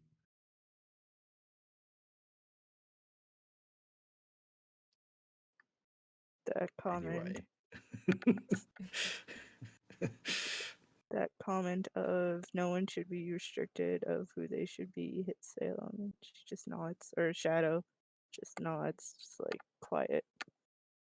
Yep. I think like a silent sort of silent in agreement. Yeah, you guys Yeah. kind of have a mutual understanding here. If you want, since I believe both of you still have condition, or no, 13, you have conditions. Salem, if you want to take a moment to comfort or support 13, that could help clear that condition.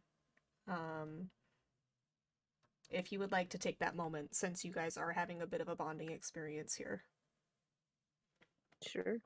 Okay. So Did I- roll plus mundane. What's my Look day? at this character development. I love it. It's the best part of this game. Yeah.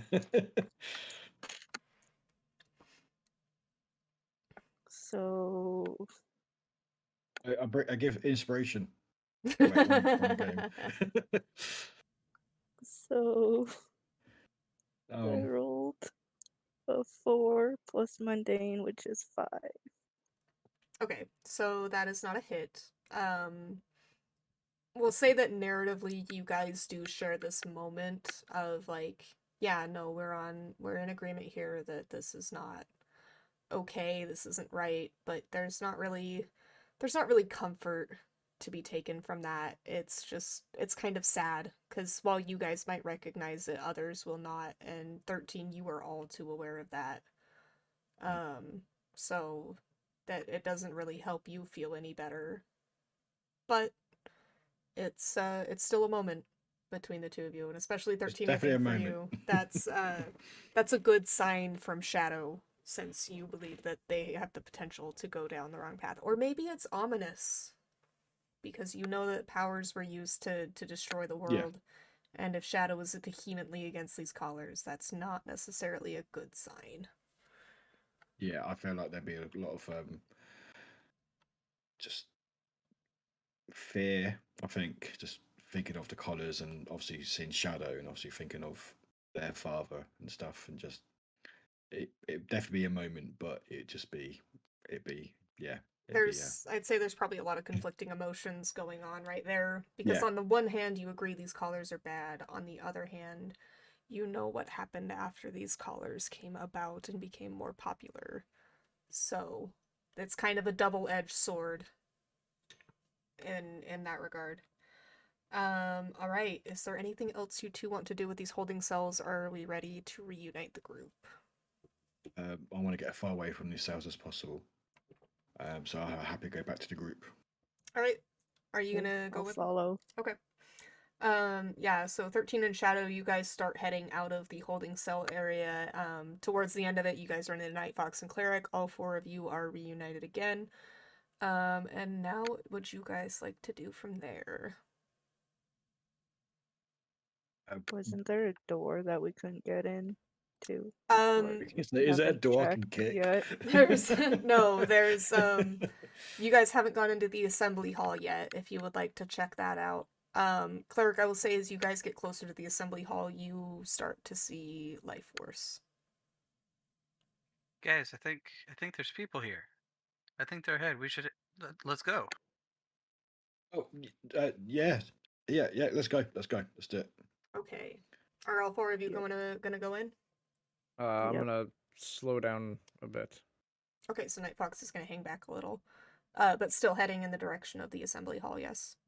Yes. Okay. Yeah, I sort of look over and sort of I'm aware of Night Fox slowing down, but I sort of just let them be. Just feel like they've got something they want to do. So Okay. I'm just so happy to see life force. I'm like running fast as I can. Okay. Alright, so we'll say that Cleric gets Shadow there just wants to kick first. the door down. Alright, so we'll say that Cleric gets to one door and Shadow gets to the other. Cleric just opens the doors, but Shadow's kind of taking a little bit longer so that they can kick it down. Cleric, as you open that door, you do indeed see people, and they are all sitting in kind of assembly hall chairs, except for a few. There are a few people that are like standing, and they've got like grips on the chairs. You see one person with their finger to their communicator. You recognize Agent Ida. None of them seem to be moving. You can still see their life force, but they're not. They're frozen almost.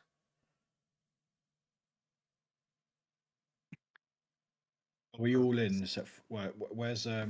Shadow, Not Shadow's with us. like as Night Fox. Cleric.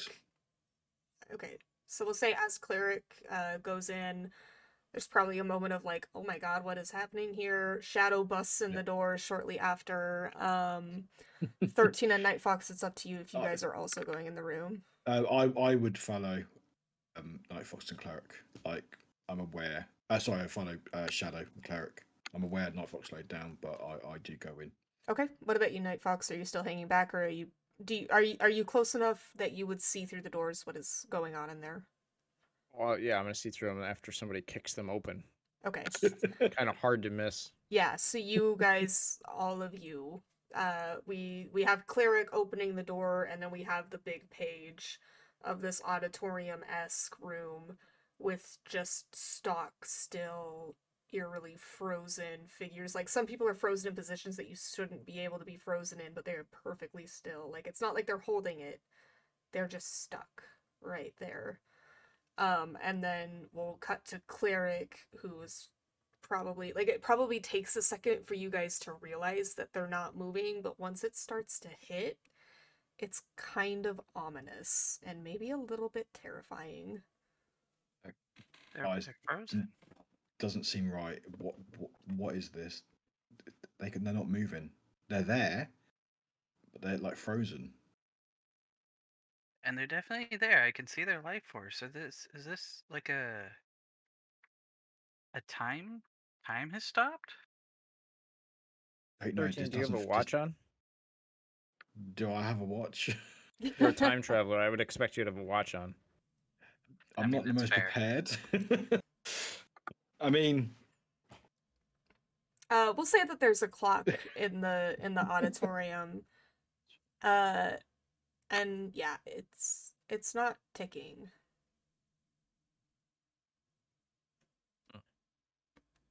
Time has stopped. How has time stopped? What is going on? Do I have super What speed? did you do? This is amazing. Yeah, it What did you says do, 13? Night Fox begins to ponder their newfound abilities. Shadow, are you looking at you saying that directly at me? Yes. I'm like, I don't know what I've done. I don't think I've done anything. I don't think this is me. All I know is this is not a place that is good, and this isn't good. The time on the clock. What time is it? Like, uh, was it right when we saw the dome form? Is it before? So it would have happened shortly after the dome. Basically as soon as Ida's communication cut off from you is when it happened. All right, 13 couldn't have done this. He was still with us, and we weren't here. It's separate. Yeah.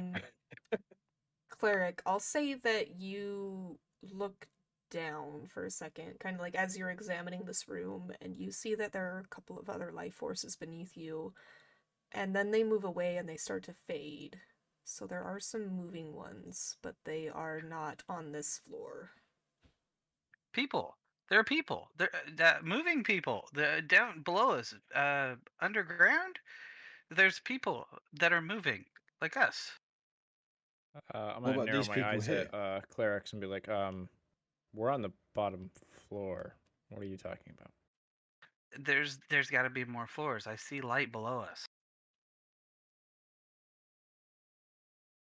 What were these people here though? Aren't we? Should we do something, or should we try to go to the people that's moving?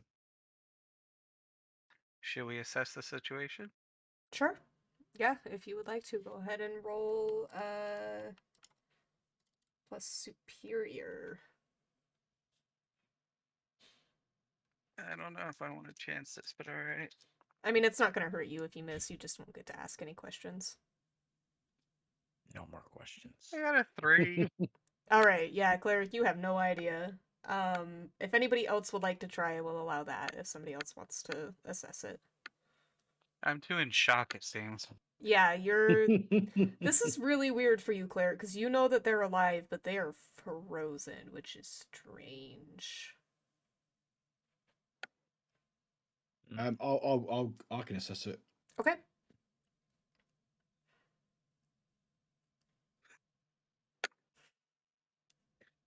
Five. Ooh. Yeah, that Yeah. I will say you guys do have what is called team, which will basically give you. Well, it's still not going to be enough in this case. But if you had gotten up to a 6, there is a team, so if somebody wanted to assist you, you could get a +1 on a roll.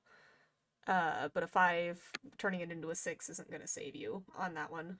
So you also are That's not really able to determine.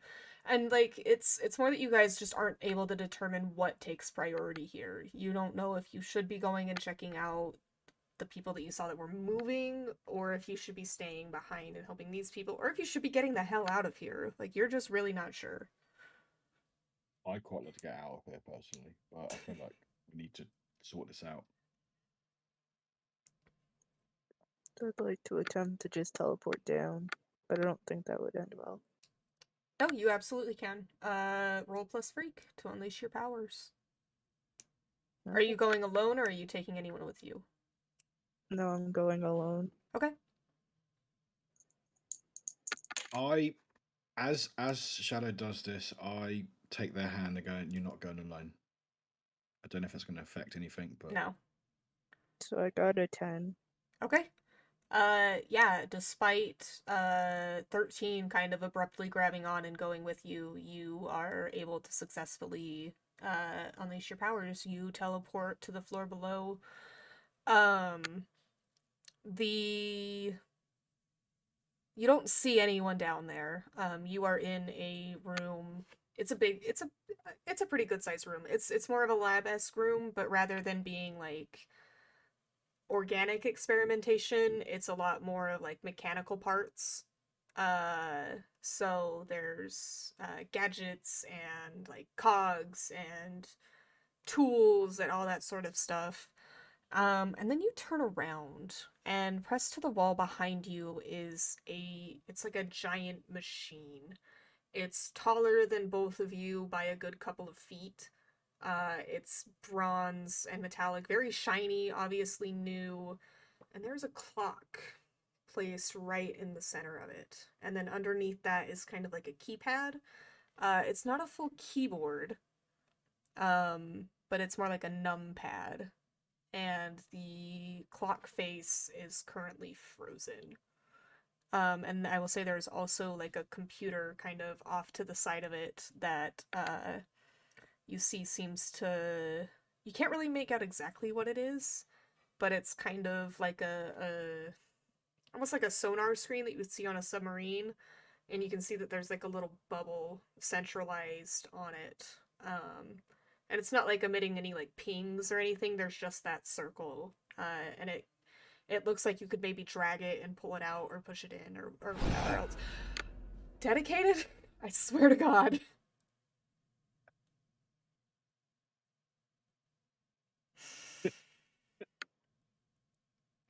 But that's what you see when you teleport down. Was that a scare alert? Yes. I don't have yeah. a stream on. Yeah, I should have turned those off, but it's fine. So what would you two like to do?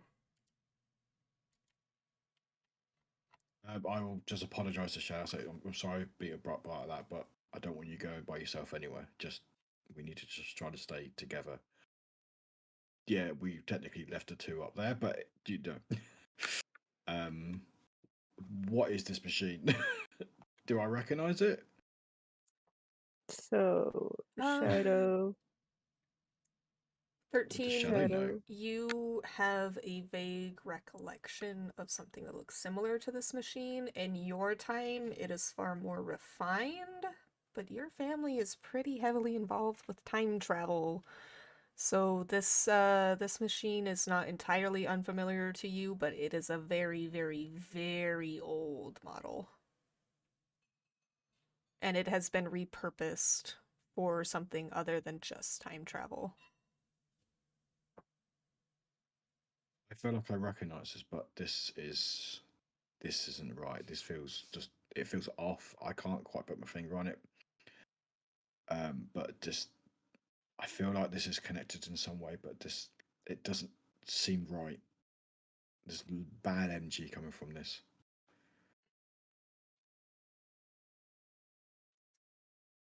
Does Shadow know? So, I'd be slightly upset that he just randomly grabbed me and decided to come along, so I'd like whip my hand away from him as we come to the bottom, just like, don't ever do that again. And then I'd attempt to look around the gadgets, see if, since the collar was something that my father made, see if any of the gadgets are things that I may know of. No, you actually don't really recognize any of this. It doesn't seem like it's being utilized as like a weapon, at least not in the sense that you're used to.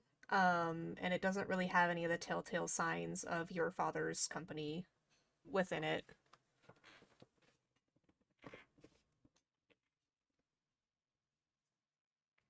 Alright. Do you recognize this at all? Do you know what this is? Nope. None of this looks familiar. However, I do want to see if there's a puzzle with the clock and the number pad. Okay. Do you just want to go over and start messing with it, or how is Shadow gonna approach that? So, based on what the time shows on the frozen clock, I'll input the number that's there, like in military time, so it'd be within the 24-hour clock. Okay. So, you head over to the time machine and you punch in the numbers.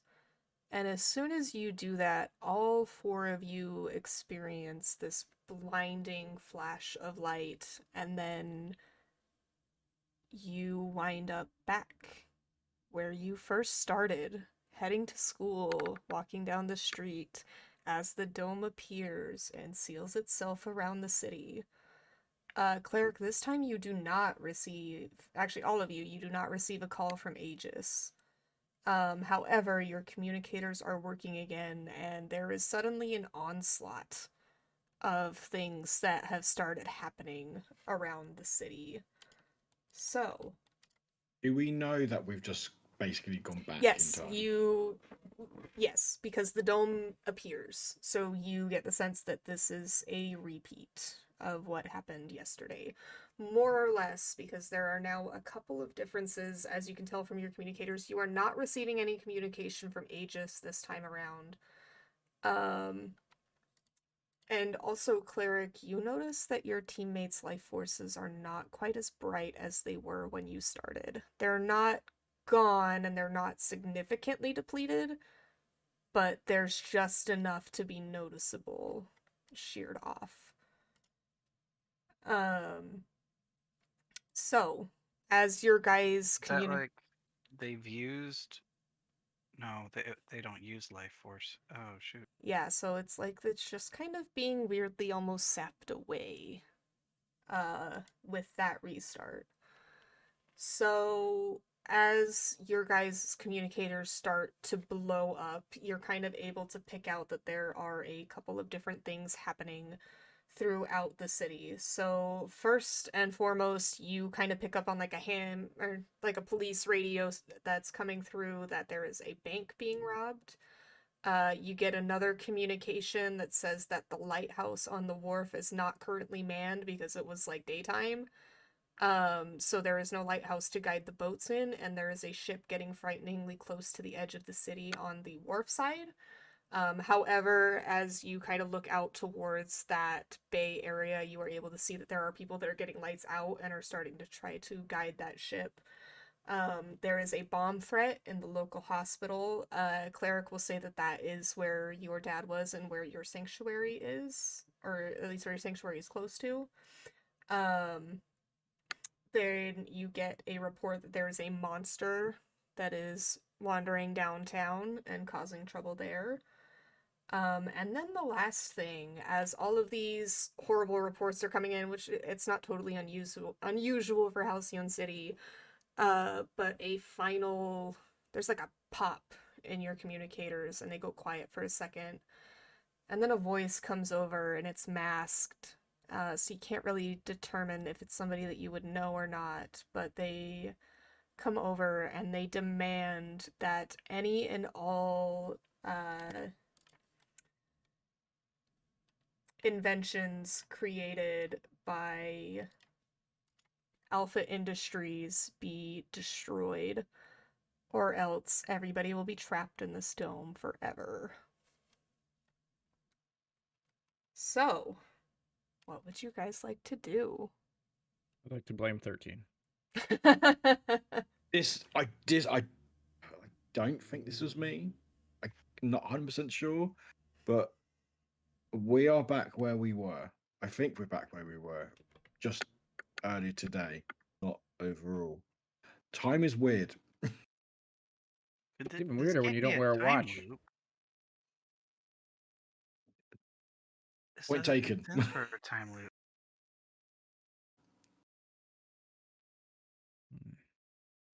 So Shadow knows what Alpha Industries is. Yep. So of course, she keeps quiet about that because she doesn't necessarily want to tell her teammates about that. But she I think that it would be common knowledge. I don't think that it's something that you'd really be able to hide. At very least, I would say that 13 would know what Alpha Industries is. Whether Cleric and Night Fox do is maybe a little bit more iffy, but it's still a prolific company, and with Aegis using them, especially the callers, it's not like they're unheard of.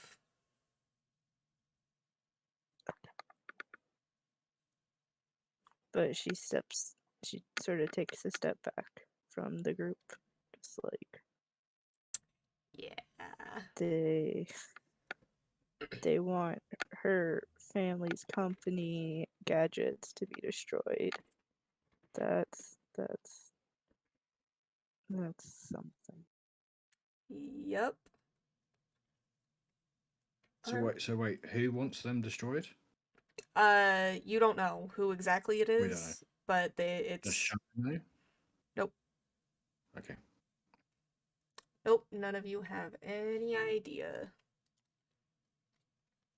So, you guys have several different options that you could potentially choose from. What would you like to do? The ultimate choice. Okay, so everybody outside of the Aegis building can move and is moving through time. Yes. I will say that you notice that everybody's life force has dimmed just that little bit.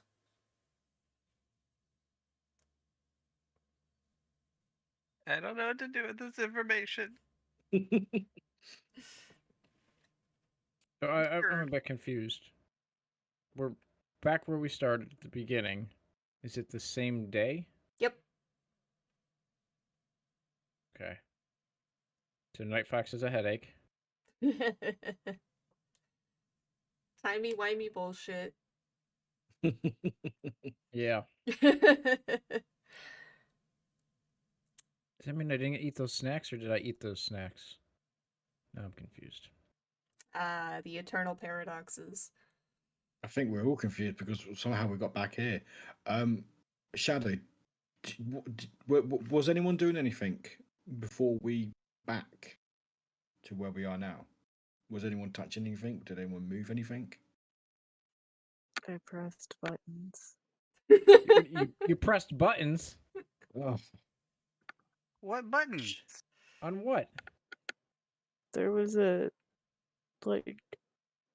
machine thing. you pressed the Bronze button. Oh colored, no! shiny. Had a clock. Had a number pad. Just Okay, hold on. inputted the What time. did y'all find? Okay, I think I know what this machine was. It's very different to what I understand it to be. What do I know of it, Tough? What would I think it is? You know that it is some sort of time machine. It has been Yeah. altered from the purpose of just traveling through time, because normally time machines, it's go forward or go backwards. But this one can also apparently freeze, which is So yeah, unusual.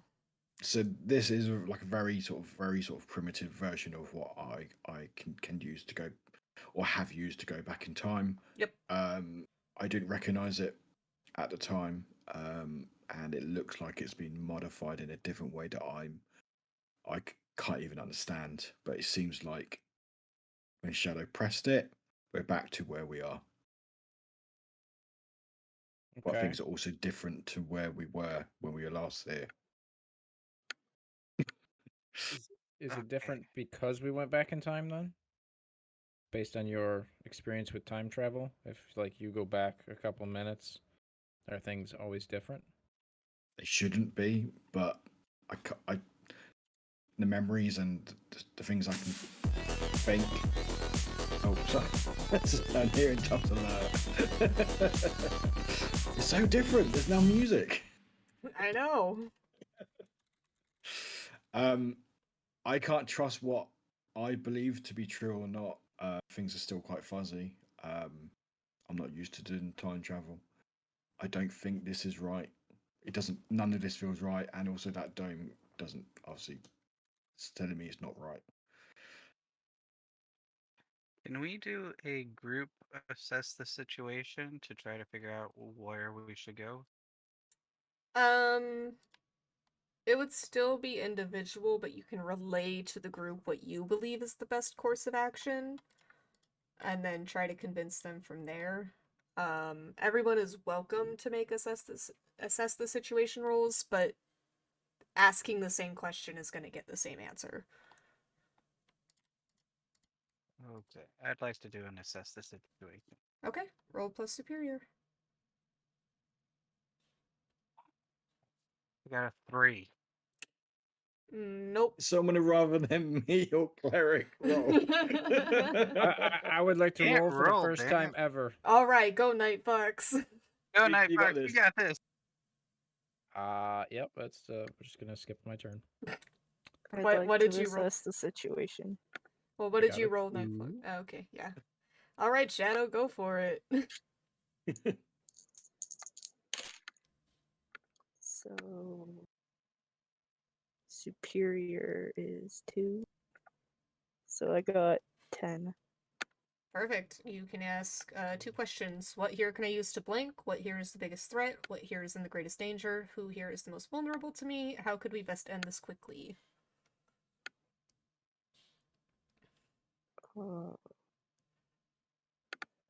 Questions. I will say biggest threat would probably give you the best idea on where to go first, as would greatest danger. Okay, I'll ask what's the biggest threat. Okay. So kind of taking in your knowledge of what's happening. Obviously, the potential of the dome being stuck forever is a very, very big threat. However, you have no idea how to handle that right now. With where you are currently, I would say that your primary concern would probably be to stop the bomb in the hospital or to stop the bank robbery. Alright. Do I ask another question? Yes, you have one more question you can ask. Or you can hold that Uh, question and ask it later.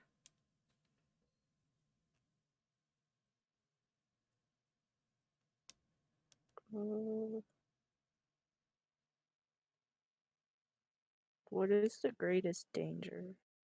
What is in the greatest danger? Yeah. Um,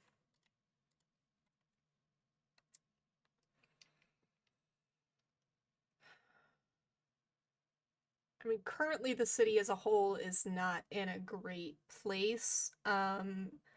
Thing that you would probably deem as the most immediate threat would be somebody setting off a bomb in a building full of sick people. So those people would be what you would consider to be most in danger.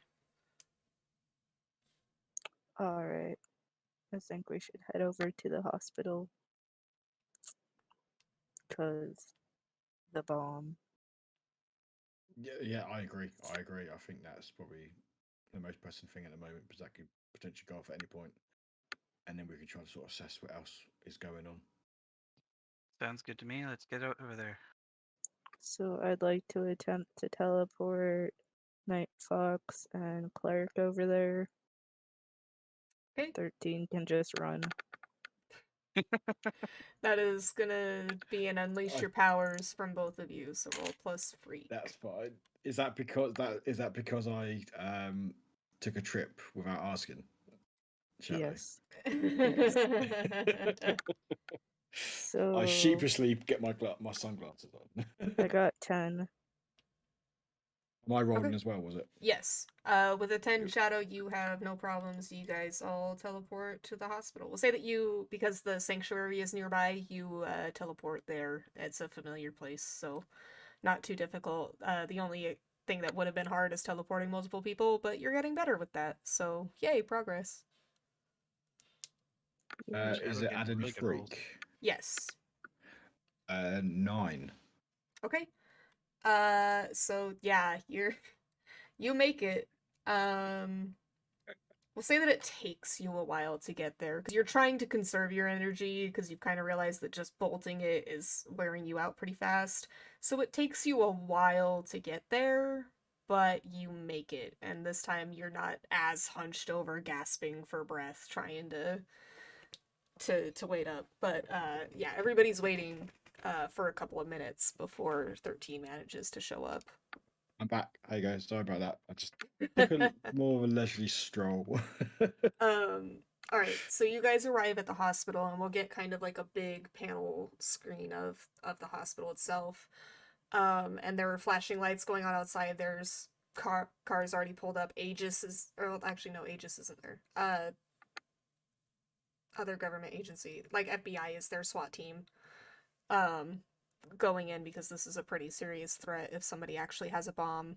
They've got a barricade set up outside the front doors and around the back doors. So how would you guys like to go about doing this? We should go try to talk to somebody in charge. I agree. Yep. Okay. Find somebody in charge and ask them questions. All right. Who's gonna be the one going to? Are you all just gonna try to talk to him at the same time, or who's kind of like your designated spokesperson? I think we should all talk at exactly the same time, and that will definitely intimidate them to give us the answers correctly. And if we shout over each other as well, that will help. Yes. Obviously. Yep. Yeah. Me and words do not seem to be going well today, so I'm not gonna vote myself. Okay. We all know that 13 is great with words. I vote 13. That's their Hey, superpower. 13, you're last, so you go talk to the commissioner. And I sheepishly go, yes. Okay. Yeah, so you I mean you guys are in your suits. We'll say that all 4 of you go, but 13 is the one that winds up going up to go actually talk to him. And they see you guys in your suits, and you manage to pick out like the chief of police. And he looks at you guys and he's like, "There you are. Like, God, we've been trying to get somebody over here for ages. I thought the Aegis would be sending somebody out. What took you guys so long? Wait, you're teenagers. What are you doing here?" Don't worry about that. What's going on?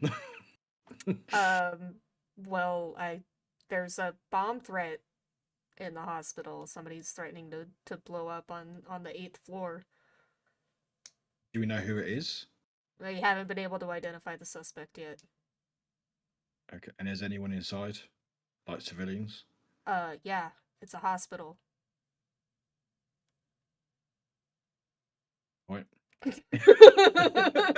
He is looking less and less impressed the more that you talk to him. What do you mean me puffing my chest out isn't helping? Yeah, he reaches out and he pokes your chest to like push it back down. He's like, "Okay, buddy, let's put aside the bravado for a second here." Have there been any demands? They have demanded a couple billion. And also guarantee that they will be able to leave the city, which is sort of difficult to promise when there's a giant dome blocking us in. You don't know anything about the dome, do you? Just by chance. Buddy, I just work here. This isn't this stuff happens all the time. Honestly, a bomb threat is almost exciting at this point. I turn around and go, right, guys. We need to get this sorted out as soon as they're on the 8th floor. Haven't identified who it is. Civilians haven't been evacuated yet. They got demands. They want 2 million, and also a safe passage out of the city, which don't think is going to happen. But so, what's our plan, guys? If you wanted as well, you could also attempt to pierce his mask to ask a couple of other questions that maybe he wouldn't tell you upright, or you can just go with the information that he's given you. Oh, that's what pissed him off. Oh, Yeah. okay. I would like to pierce the mask because he poked my friend. Okay. Go for it, Shadow. Roll plus mundane. I Oh, like you're like I'm still jeez. pissed off with you, but you don't poke. Yeah, poke nobody through pokes friends. my friends. Only I get to taunt the asshole So- on my team. So I rolled a 12 and plus 1 is 13. Yeah, nope. Damn. You get to ask 3 questions. So there's what are you really planning? What do you want me to do? What do you intend to do? How could I get your character to blank? And how could I gain influence over you? The last one not necessarily super applicable here, but something along the lines of those questions. So I'd like to ask, what do they intend to do about the situation? If you guys are unsuccessful, then they are probably considering brute force, which could potentially put everybody in the hospital in danger, but they're running out of options because they don't really have the means to give this guy what he wants. What are you looking for us to do?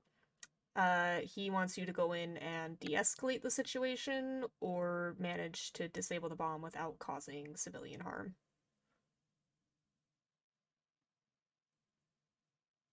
And what are you planning? Like, really planning? Like you said, he's every day in Halcyon City has its own unique challenges, and he is kind of getting sick of it. So honestly, if this goes bad, he's ready to leave. And if it goes well, then, well, it's just another day in the city. All right. So I go back to the team and relay the information. So guys, if we fail, they're going to endanger a whole lot of people's lives, and I ain't gonna have that. I will say too that if this does fail and you guys go in there, then he's probably going to blame it on you. Cool. How tall is the hospital? We'll say it's like 10 stories. And he did tell you that the bomber is located on the 8th. So it sounds like if we could teleport to the roof, that'd be the quickest way to get to it. Can I talk to the chief? Yeah. Hello there, Chieftain. I don't know your name, and you're not wearing a name tag. So It's Funny enough, that's actually their name. yeah, my your name is fault. Chiefy Chieferton. How did you not know? Yep. No, it's Chief Anderson. Sure it is. So can you talk to the suspect? Yeah, they've been calling us, making demands. Okay. I want you to tell them that you're working on getting them out of the city by trying to get some glass cutters to cut open the dome. So that's going to take some time. Okay. So that should buy us enough time to help you guys. Sure. I'll be sure to give them a call. And he does reach back and take out his like whatever phone they've been using to keep in contact with this guy, and he'll kind of look at you and be like, "This is stupid," and then take the phone up to his ear and be like, "Don't worry, we're getting glass cutters. We're gonna get you out of here. Everything's fine. Like, we're listening to your demands. We're getting the money and everything. Just give us a little longer. Yada yada yada." So that'll buy you a little bit of time. Good. All right. So, yeah.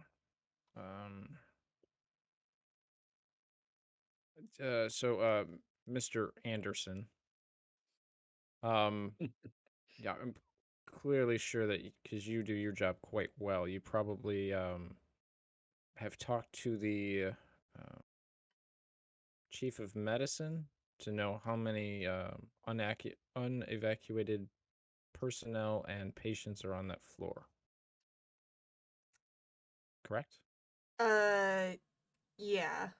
Okay. Yeah, he'll relay that they were able to get some of the lower floors evacuated, but about the 8th through the 10th floor are kind of stuck. They don't really dare to try to get out.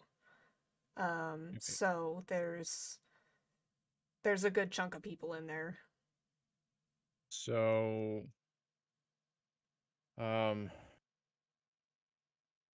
while you guys keep him occupied, instead of us confronting him immediately, because right now you think that's probably a bad idea with my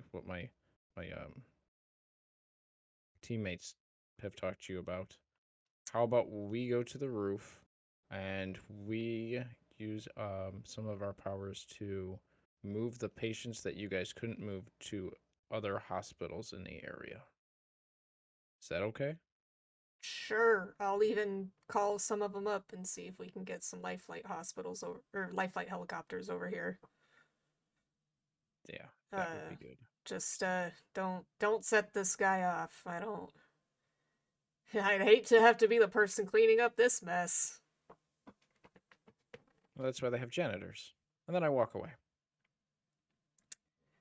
He's just like, oh, okay, cool. And he'll go back to meandering. So you guys know roughly how many people are in there. You know which floor the bomb threat is located on. How would you like to go about doing this? I think the quickest way would be for me to teleport everybody up to the roof. As much as I'd like to leave 13 down here to have him run up the wall himself. Yeah, watch him struggle to run up the wall. I'll just teleport everybody up. All right, unleash your powers. Thank you, Shadow. So that'll be 9. Okay, so you are successful in teleporting everybody. However, you don't make it to the roof. Instead, you find yourself on one of the floors. So you kind of misgauged how far you needed to go. So rather than being on the rooftop like you guys wanted, we'll say that you guys are able to figure out that you're on the 9th floor. Still not bad. And I Well, also this need works. Shadow to mark a condition. So I think I'll mark insecurity. Yeah, insecure. Yeah, no, Because that makes sense. I mean, you felt were like she could do it. yeah, you were finally getting a hold of your powers and you were like, okay, yeah, I got this, and then you kind of messed it up again. So yeah, maybe a little bit insecure in your powers. Okay, so how would you guys like to proceed from here?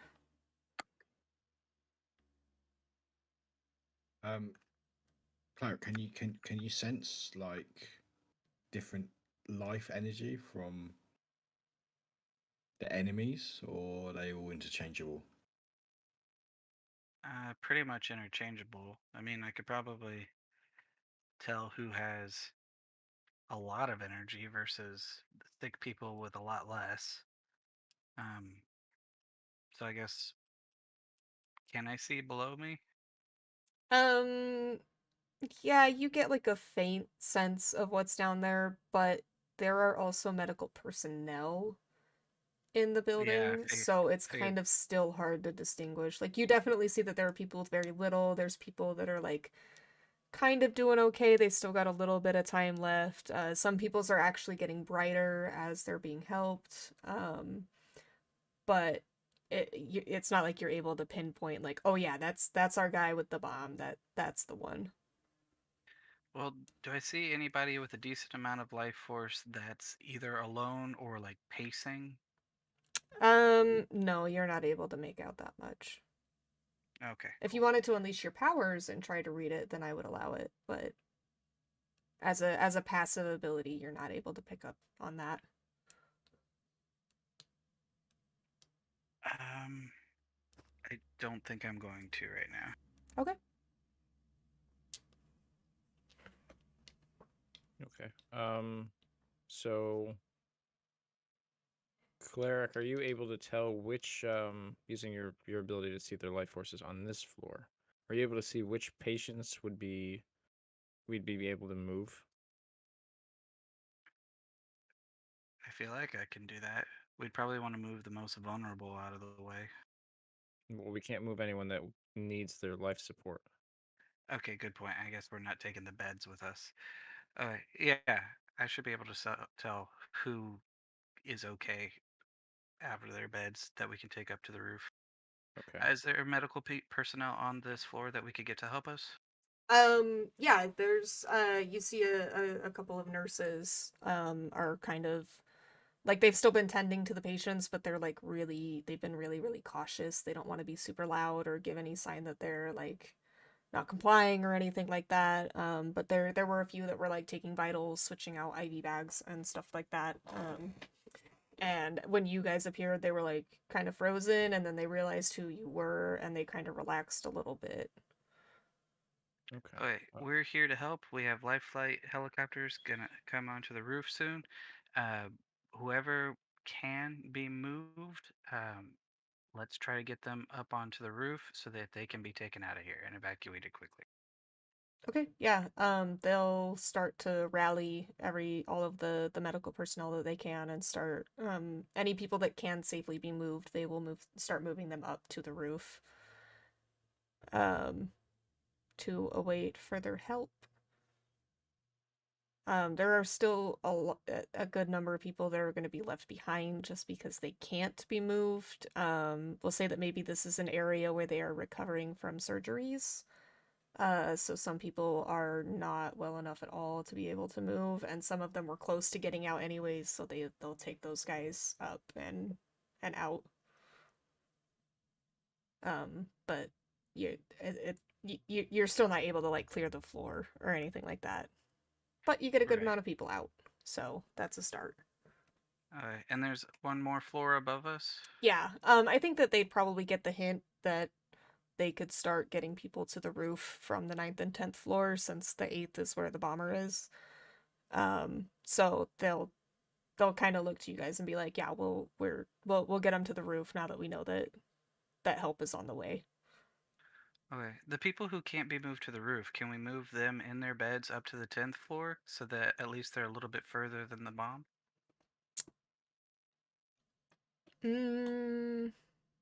I think that that'll Or- still be like a certain group of people could be moved, but there's gonna be some that it's too risky to unplug them and have to move them like that.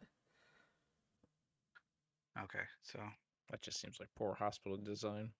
Like you'd usually want those people on like the ground floor, but I didn't build the hospital. Well, it's a quick book setting. We gotta have the dramatic stakes. Not claiming to be a hospital expert here. I'm guessing I can't what? teleport them out, can I? Not if you can teleport all of their stuff, like their bed and their IV and their EKG and the heart monitors. And the And- Safely. oxygen tanks. and keep those running. And accurate. What if I super speed and try to get the bomber out? Okay, first we need to get down onto the 8th floor and assess the situation.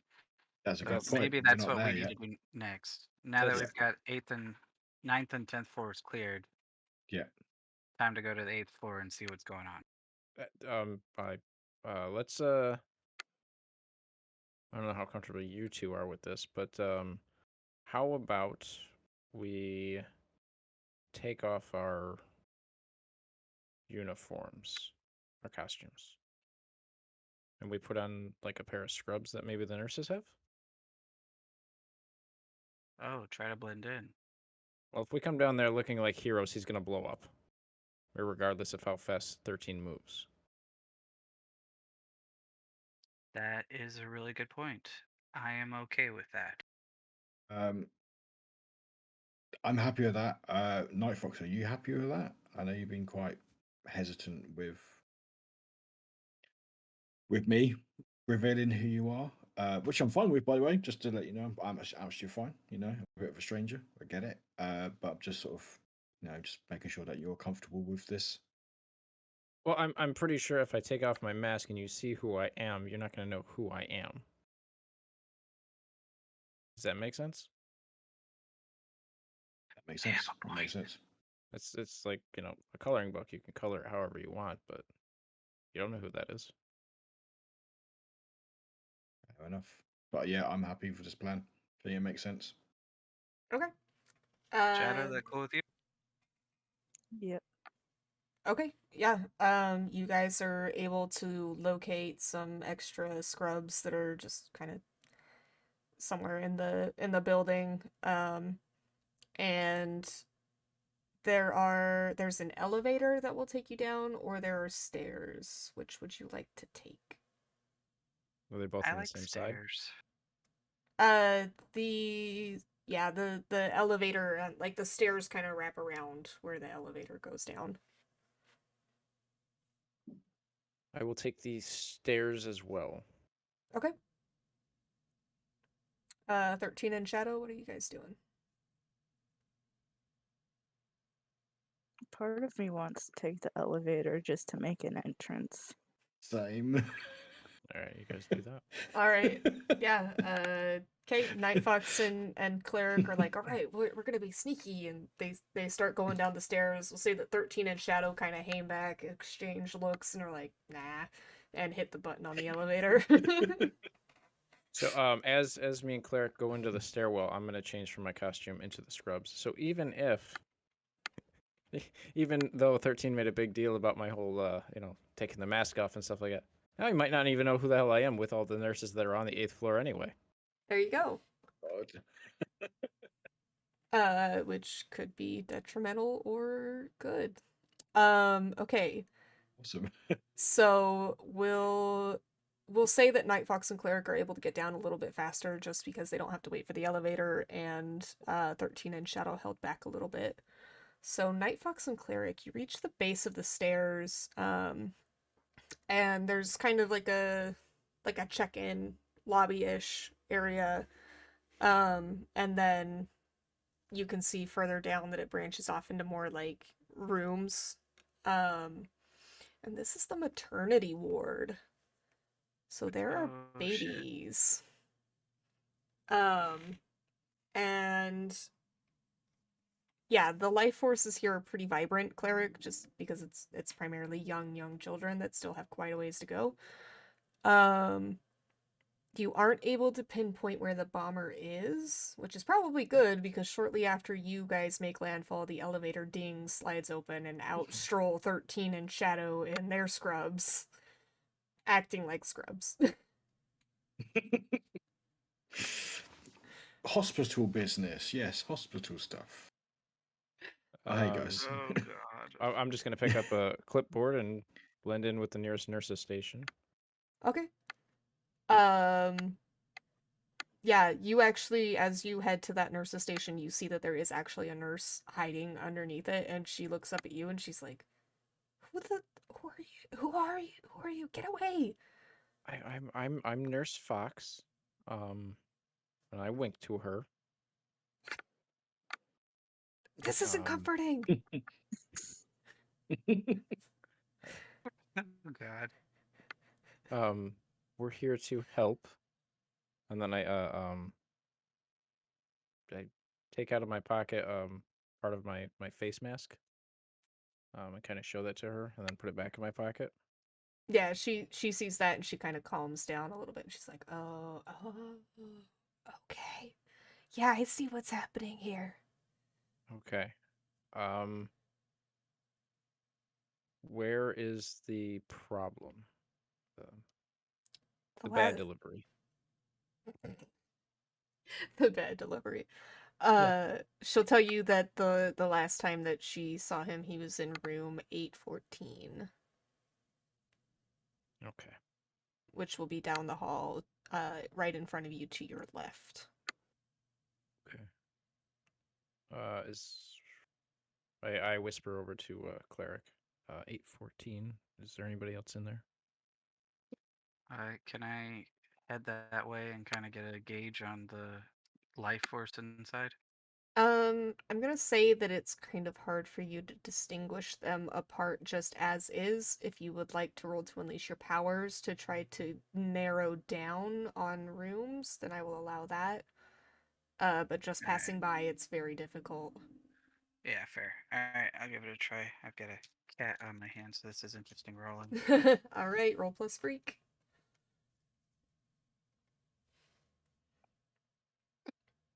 I have a 3. Yeah. I rolled double ones, and then No. I got the +1 freak, and I got a 3. My dice hate me. Yeah. Yeah. So Roll the yeah, cat. you are unsuccessful in trying to unleash your powers, and I will have you mark a condition and mark potential. Also, oh, I forgot to tell you guys, if you guys have failed rolls, which you have multiple times, mark potential for each failure. So not on a 7 to 9 hit. If you've had to mark a condition from a 7 to 9, that doesn't count.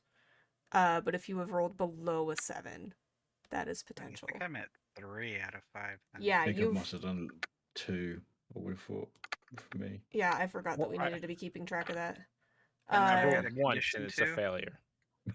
What was that? I have I a rolled- condition too for my Yes. bad roll. And then what was that Let me back one? go with hopeless. I've rolled once, and it was bad. Yeah, so mark potential on that one. Yep. And then cleric, you're going with hopeless.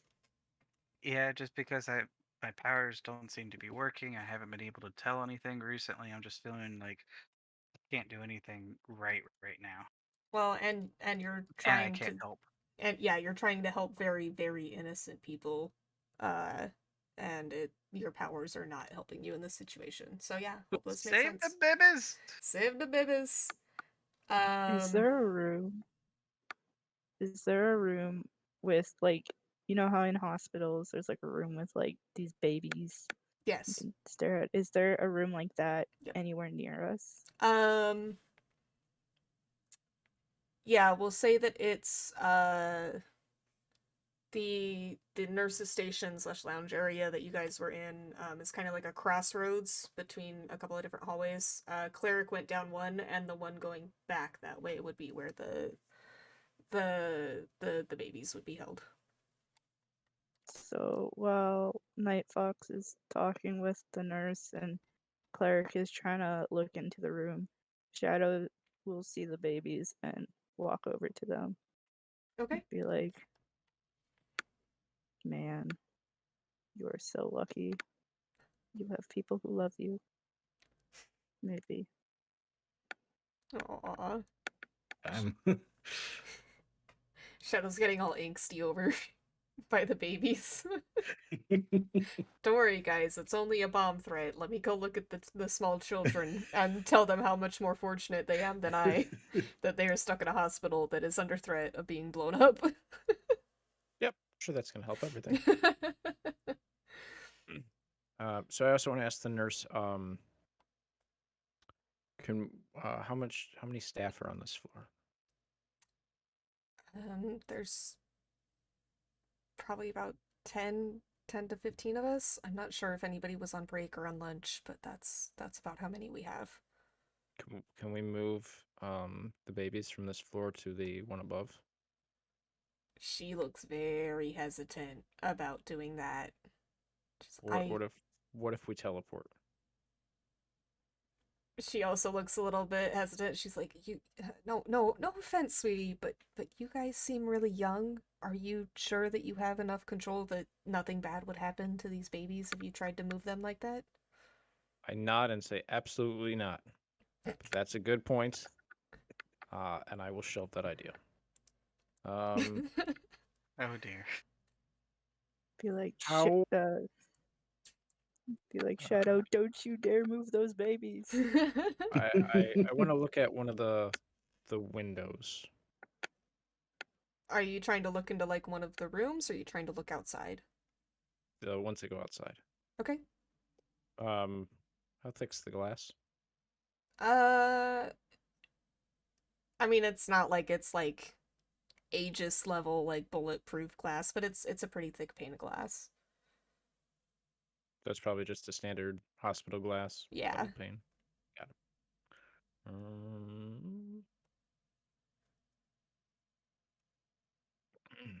it. Is Cleric near me? Cleric's not too far. Cleric was just heading down the hall where the bomber is. Or the Okay, bomber was last seen. Right. I throw a pen at him to get his attention. I Okay. jump. Like, And I kind of beckon him over to me. okay, fine. And I kind of go closer to him instead of down the hallway where I was. So I have a question about your powers. I may have an you- answer. Remember when we saved the mayor? How bad was he hurt? And how much energy did you have to give up?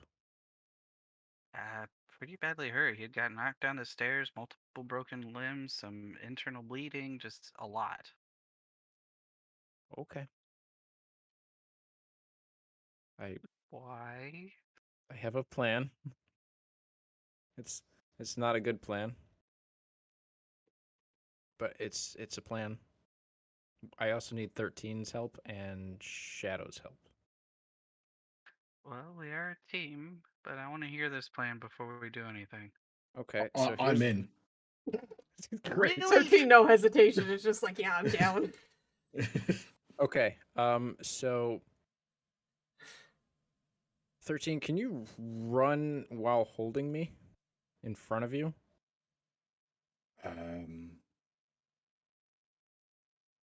Yes. Perfect. Okay, so optimally, I think our plan would be if you could run at super speed while holding me and push me and the bomber through the glass. What? To the outside? To the outside, yes. And then, based on my thought, he'll be scared and he'll detonate the bomb, and then I need Shadow to teleport you away from him.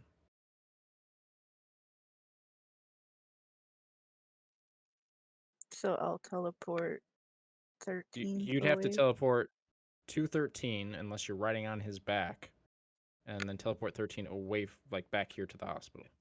Just imagine this. Just carrying.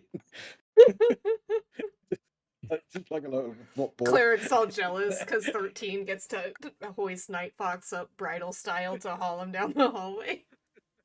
And then the bomb will detonate, and then I can use my power to absorb the energy from the bomb, which I'm sure is probably going to cause some damage to me, which I need Cleric to heal me.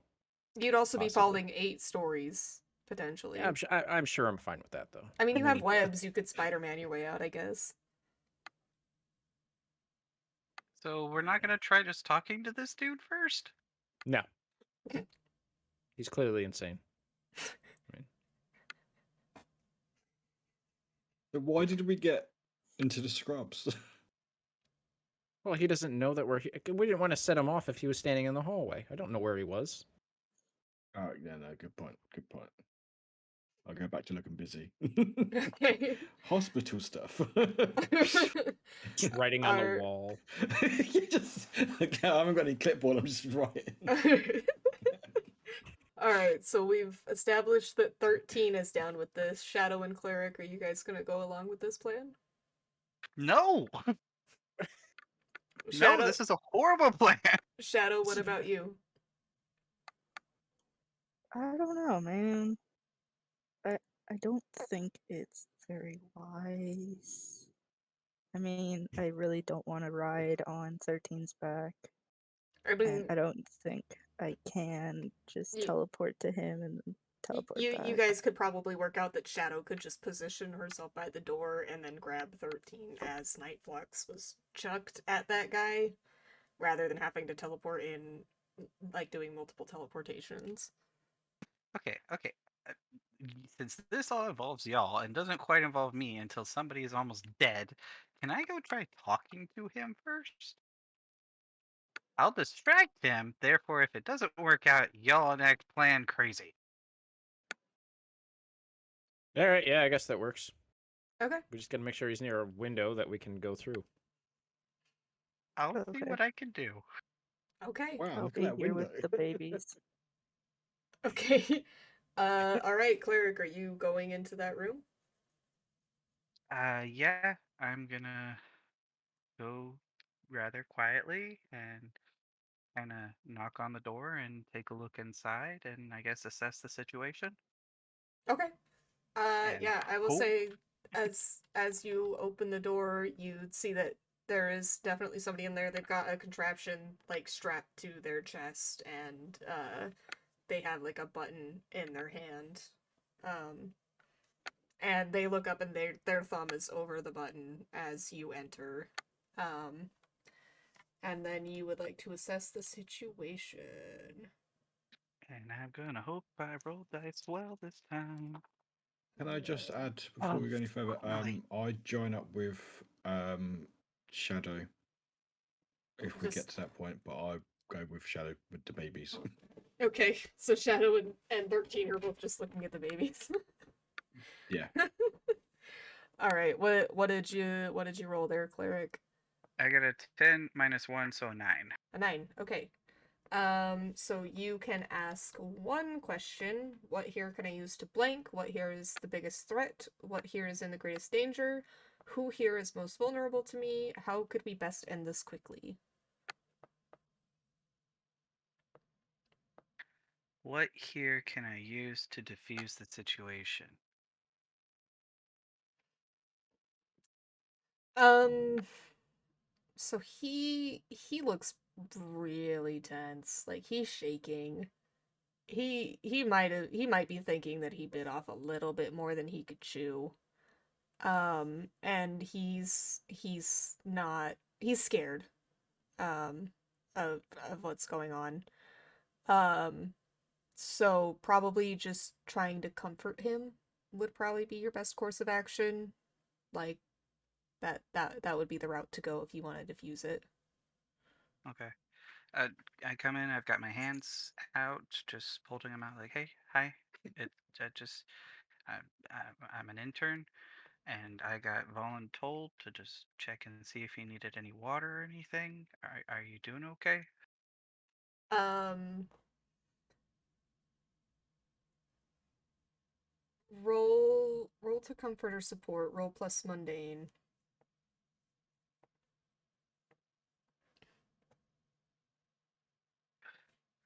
Which Don't I have think much of mundane. you I got a 7. hang on, I think one of your conditions might. Nope. You're afraid and hopeless. Okay. You got a 7? Yes. Okay. So he hears you. And he kind of he doesn't quite let go of the detonator, but he kind of lowers his arm back down, and takes his thumb off of the button, and he's like,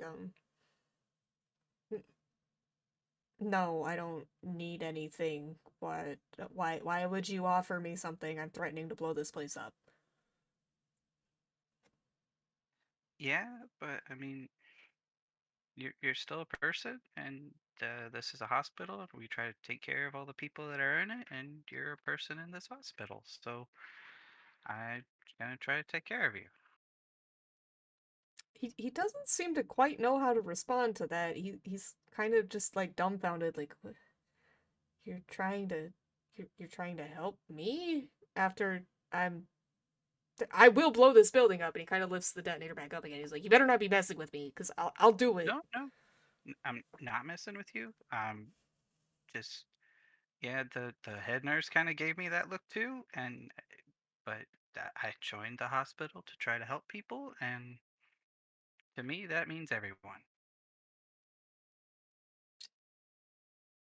Look, you seem kind of tense. I really don't know a lot about what's going on, but do you need to talk?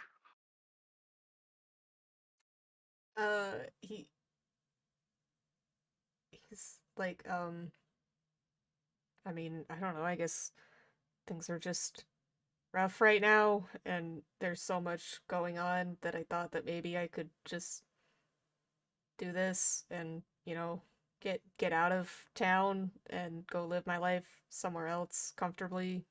Um, I gotta say, this seems like a weird way to get out of town. Do you not have a car? I mean, there's a giant dome locking us in, and I don't exactly have a lot of money to just pick up and leave. No, no, I get that. The dome is rather scary. Not really a fan of that either. Still, I'm impressed you had a bomb, but you didn't have a car. That's just interesting. Um, if you would like, you could roll to pierce the mask. All right. It does plus mundane, and I got nothing at mundane. Oh, Uh, snappers! Natural 12. Woo, nice. That is perfect and exactly what you need. So you can ask 3 questions. What are you really planning? What do you want me to do? What do you intend to do?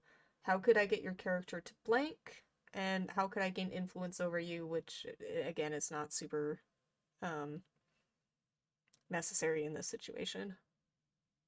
All right. Let's start with what are you really planning? I mean, bomb in a hospital just seems like an odd way to get out of town.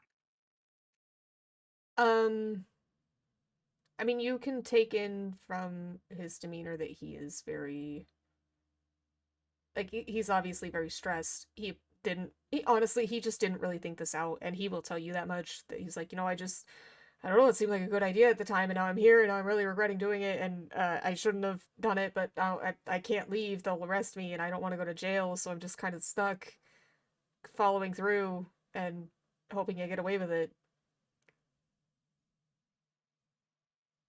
All right. How could I get you to put the bomb down and walk away? uh he would need assurance that he wasn't going to get arrested and that he could just leave and go back to living his life.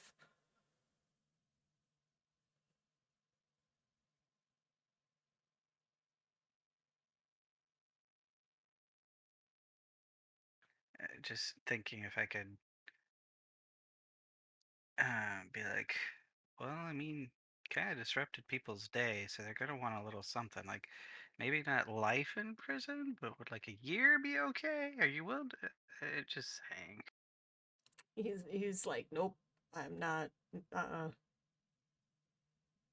Okay, cool, cool, cool. What do you want me to do? He wants you to take care of those problems, but there's kind of something else, and it's more of he doesn't want you to notice something. Uh, Specifically about the bomb. He's got like a jacket on over it, and he's kind of been like tugging it over over the bomb. can I notice? Is the bomb fake? Uh yeah, we'll say that you've kind of been able to get a little bit closer to him as you've been talking with him. The closer that you've gotten, the more that he's tried to hide it, but it can't really go all the way under the jacket. Yeah, there are wires that aren't even plugged in. It's not like you don't know a lot about bombs, but it doesn't really look like thick enough to actually contain any sort of explosive. And there's no like receptor that would receive a like a signal from the detonator that he's holding. So this is an empty threat. Okay. Um, got it. All right. Well, thank you. It was really nice talking to you. If you need any water, just holler, and I'll be happy to come back down with a glass of water for you and whatnot. I'm gonna go ahead and head back out, and because other patients, on the floor that need helping and everything. So Yeah. it was nice talking to you. Yeah, thanks. I guess. He still seems very suspicious of you, but he kind of lets it slide.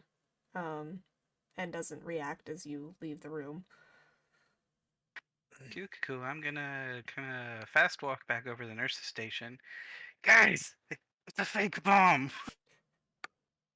I still like my plan. Your True. plan sucked.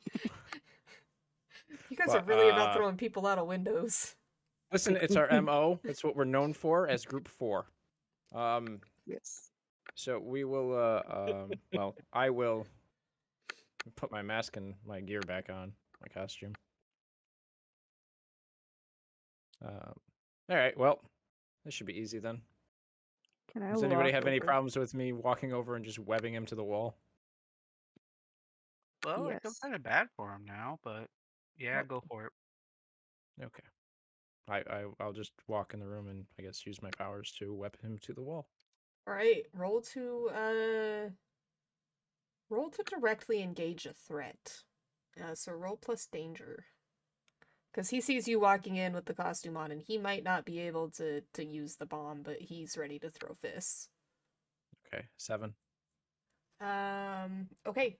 So you can either resist or avoid their blows, you can take something from them, you can create an opportunity for your allies, or you can impress, surprise, or frighten the opposition. It's a Or lot of break the choices. window. Break the window. Haha. I can break glass. Can you do that? Wow.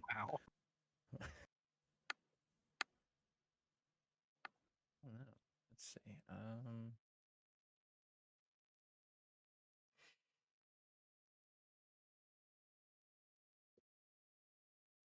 I guess I would let's frighten the opposition. Okay. Yeah, you bust in there and you mean business. The mask is back on, you are back in hero mode, and this guy knows it as soon as you walk in the door. He gets up, he's ready to go at you, and you're just like boom, he's on the wall, he's trapped, and he's scared, and he's trying to get out. Because he's been caught, and the ruse is up. All right. Okay. I would just Shadow, can you go down and talk to Chieferton Anderson and tell him it was a fake bomb and he can send the boys in blue up? Before that, can I do something? You What do you cannot want to throw the do? babies. I don't want to throw the babies out the window. So I close the door of the room, and I just kick it back open and walk over to the guy and yell at them about, like, how dare you have an empty threat? You could have hurt these babies. Like, how dare you attempt to hurt these innocent babies that haven't even lived yet? They deserve to live a life of love and happiness, and how dare you attempt to take that away from them before they even know what love feels like? As you're doing this, he's like his eyes are like welling up with tears, and he's like full on sobbing by the time that you're done with it, like snot and everything. And you see like about crotch level with the webs is a little bit wet and dripping. He's scared, almost literally shitless. And he's like, I'm sorry, I don't want to be here anymore. This dome thing is really scary. And I just wanted to leave. And I just want to get out of here, man. I don't want to be here anymore. I didn't want to hurt the babies. I didn't know. I'm sorry. So, or Shadow would just go tisk and like open up her pocket because she's in civilian attire now. She hasn't gone back into her costume. She pull out some cash that she got from her father as allowance. And it's just like, here, take it. It's should be enough to get you out of the city. Just if you want to go, go. I'm just gonna stop Like- the civilian that's yelling at the bad guy right now because I'm the only one in costume, I guess. Sorry, miss. He's going to jail. He doesn't need your money. And I'm just gonna move her towards the door. Here's your money back. Go buy a soda. Hey, Tough, Yes. can I clear a condition, possibly? Which one are you looking to clear? Hopeless.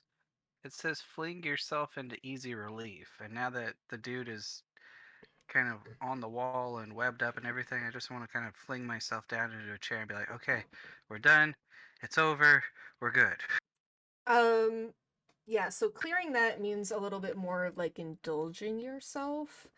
So it would be like eating an entire chocolate cake on your own. Maybe you do yoga to find relief. Like you could even go to your sanctuary and meditate for a little bit, and maybe that helps you um clear that. Like you probably have a little bit of time after this that you like while these guys are getting that situated, you could probably slip off and go take care of that.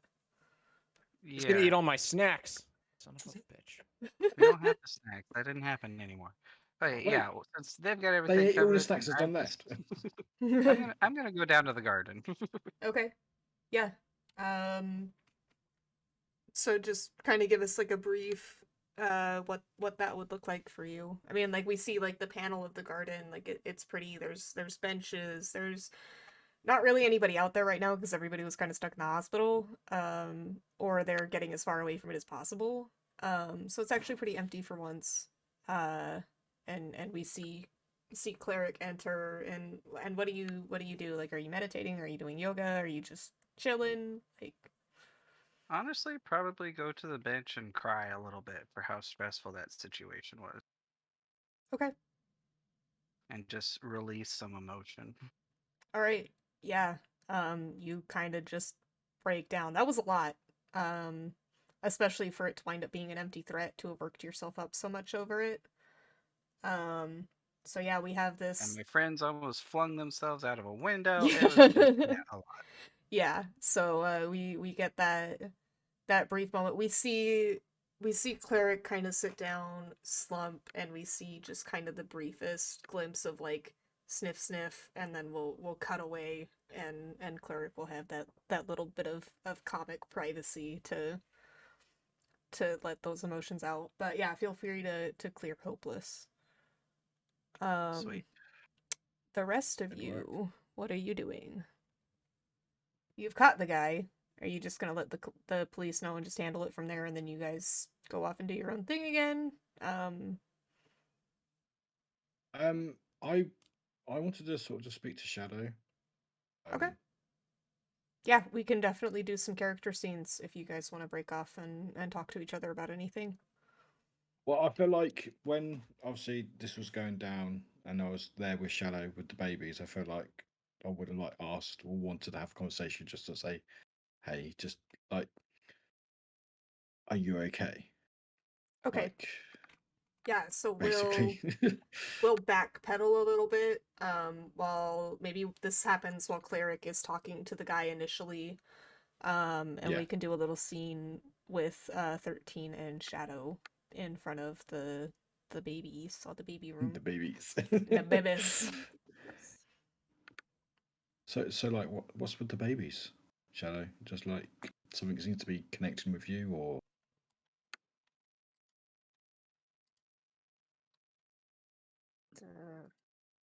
No, they're just babies are cute, I guess. You know, Just babies, you know? Nothing There much. seems to be something. There seems to be something more. Just like, yeah, they're babies. They're cute. That one, I'm not sure what that one's doing, but yeah, they're cute. But there seems to be something, and I don't know you very well, granted, but there seems to be more to it than just babies. Nope. It's just babies. If you would like Just 13, babies. you can roll to pierce the mask. I would And like to roll to pierce the mask. if you roll to pierce the mask, I would like to do the Mary contrary. That says when someone tries to pierce your mask, you can interfere. Ah, okay. So roll plus superior.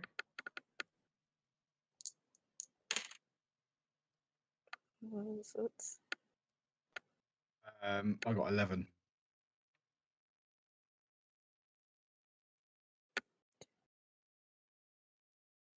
I also got 11. Okay. So Warwick, your roll would be reduced to a 9, which would still allow you to ask one question. Shadow, I think you already have influence over 13, so you don't need to take influence, but you can clear a condition. So I'll clear So you'd clear uh insecure. insecure. Yeah. Yeah. Because you managed to kind of thwart 13's attempts to break through the mask that you have on. However, 13, you still get to ask one of the following questions. What are you really planning? What do you want me to do? What do you intend to do? How could I get your character to blank? And how could I gain influence over you? Which I believe you already have influence over Shadow, so that's not significant. Yeah. It's just, yeah, just understanding what's like. I guess what you really plan it in a sense that, like, just what's the deal? Like, what's the deal with the babies, basically? like, there's something more there, and I can't put my finger on it, basically. So maybe how could I get your character to tell me about this? Oh yeah, big a shot. Yeah. How could I get Shadow's character to tell me basically what's the connection with babies? Have they lost someone? Have they lost a baby? Is there a connection there, or yeah, just to get an idea of their character, especially with their father being who they are and stuff, and just I'm trying to see some good in Shadow, and also the fact is, I think with my where is it,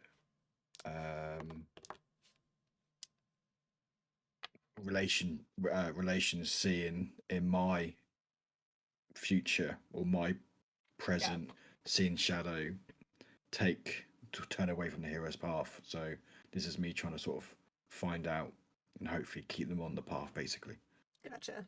Okay, so Shadow, how could 13 get you to open up to them about why the babies are so significant?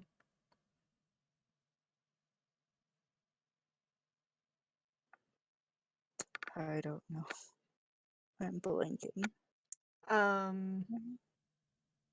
I mean, is there something that they could, like, is there a phrasing that they could use to get you to open about it? Is there something they could bribe you with? If they, like, got you away from everybody and took you to a more, like, sequestered area where it was just the two of you, would that help? Like, in what scenario would Shadow feel most comfortable opening up to someone? Definitely if they were like alone, like if it was just two of them and like no way of anyone on the outside seeing the inside of the room, you know. Okay. Like probably one of those breakout rooms that I think people have, like a church kind of room that they have in the hospitals where people can go if they've like lost a baby. So I think those rooms exist. Okay. Yeah, or maybe just like a janitor's closet. just Yeah. something with like no windows and something that people wouldn't easily get into. And Um, Windows. Yeah. yeah, so 13, you get the impression that if you were able to get shadow somewhere where people couldn't easily walk in on you and where they couldn't see you, that you could maybe get Shadow to open up to you about why the babies are so significant to her and why she's been standing over here this whole time. Yeah, absolutely. I'm like, hey, look, if you want to talk somewhere else, I'm more than happy to. It seems like Cleric and Night Fox seems to be handling it. I'm glad I'm not throwing myself with super speed out a window. So I see that as an absolute win already. But yeah, if there's somewhere you want to talk more in private, I would I want to help where I can or just understand more. Yeah, I will say that there's like a relatively spacious janitor's closet nearby, that you guys could slip into pretty easily. So we'll say that you guys head in there, shut the door, make sure there's like a lock on the inside because normally it needs a key to be unlocked, but stressful situation, the door was ajar, so you guys just went in. So you're able to lock the door. There's no windows, there's like a tiny little vent up in the ceiling, but like there's not gonna be anybody in there.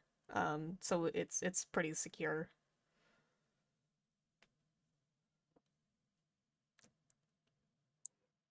So Shadow looks down, or just plays with her fingers a bit.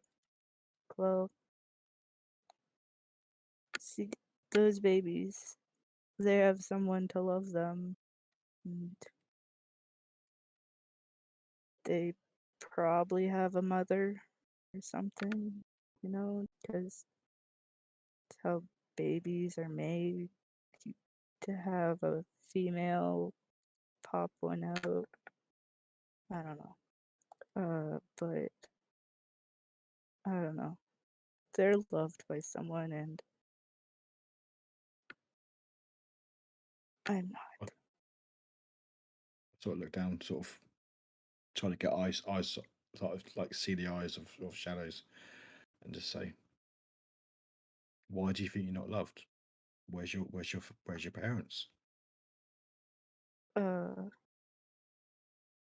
so I've been told by the servants that work for my father that my mother died during childbirth.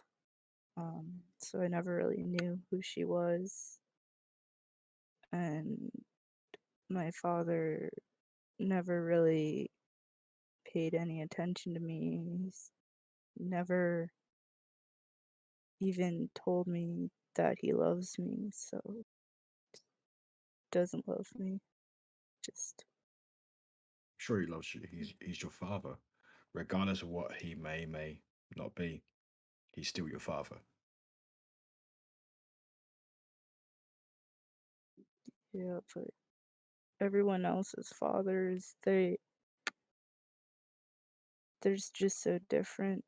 He's like he doesn't even want to acknowledge that I exist. It's like I'm just a thing to him. I'm not his child. I'm like a burden to him. Like You're not, if I never existed, then his wife, my mother, would still be alive, and it would have been better. you're not a burden to us. Granted, I'm not be with you guys very long, but we seem to work well together. You do kick doors very well, um, and you care, which is a great quality. You just, I could see it when you're in front of these babies, just how much you're passionate about this. And yeah, things may have not gone right in your life, and your father, as much as what he's doing is wrong, I don't think that's a reflection on you. And regardless if you get love from him or not, that shouldn't determine who you want to be and who you are. You are part of Group 4, as we've named ourselves, and matter to us. Yeah, that's it.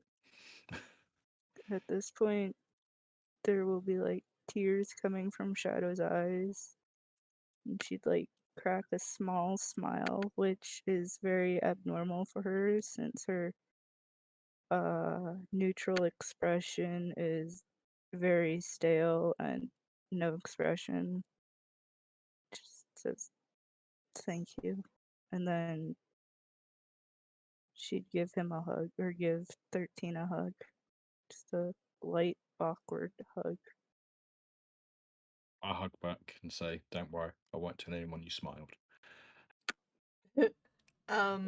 13, will you roll to comfort or support? So roll plus mundane. Yes, absolutely. Plus mundane. Oh God. Can I sacrifice something to re-roll? What did you get? Two. You. 2. You got a 2? A 2. I got a 3. I got -1 in mundane. 2. We'll say that if someone redeems... Helps me out. I can't even see him because my OBS is all messed up.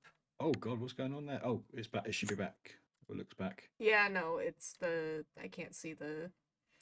if somebody redeems pick which character I'll play on the kernels, then I will allow that reroll.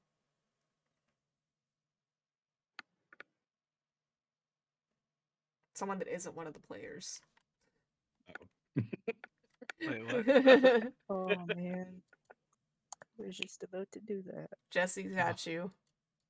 Thanks, Jesse. All right. Thank you, Jesse. 9. Okay, perfect. Thank you. Much better. Yeah, so Shadow, you can either mark potential. I don't think you have any conditions to clear. Or you can shift your labels. So that would mean like moving up. You could move up like freak and lose superior or something like that. So you'd basically just be moving your wow. points around a little bit. Or you can mark potential, which I think you've marked at least 1 already. Yeah. So that would put you up to 2. Once you hit 5, you get to take an adult move or something along those lines. Or unlock your moment of truth, stuff like that. So Okay, I'll mark a potential. okay. Now there's Alright. 2. And if you guys wanted to expend team to make that a 10, you could also clear a condition 13.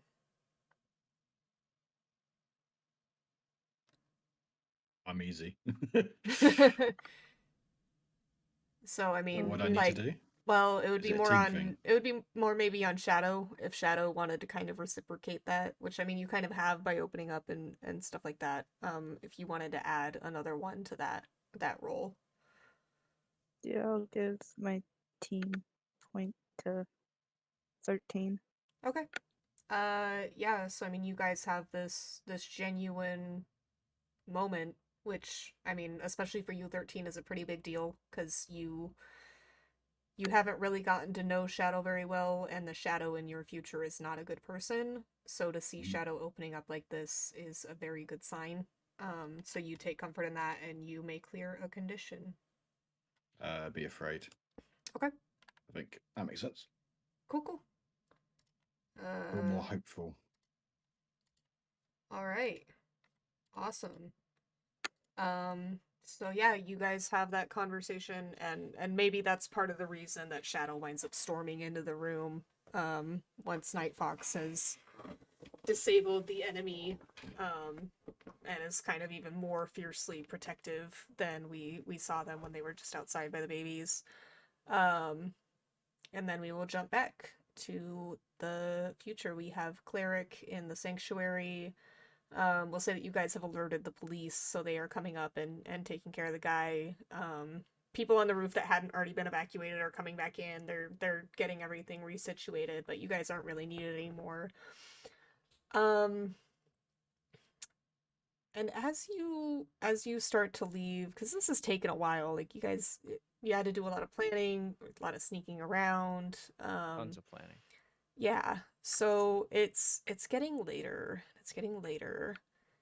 And suddenly the clock strikes, we'll say like 7 p.m.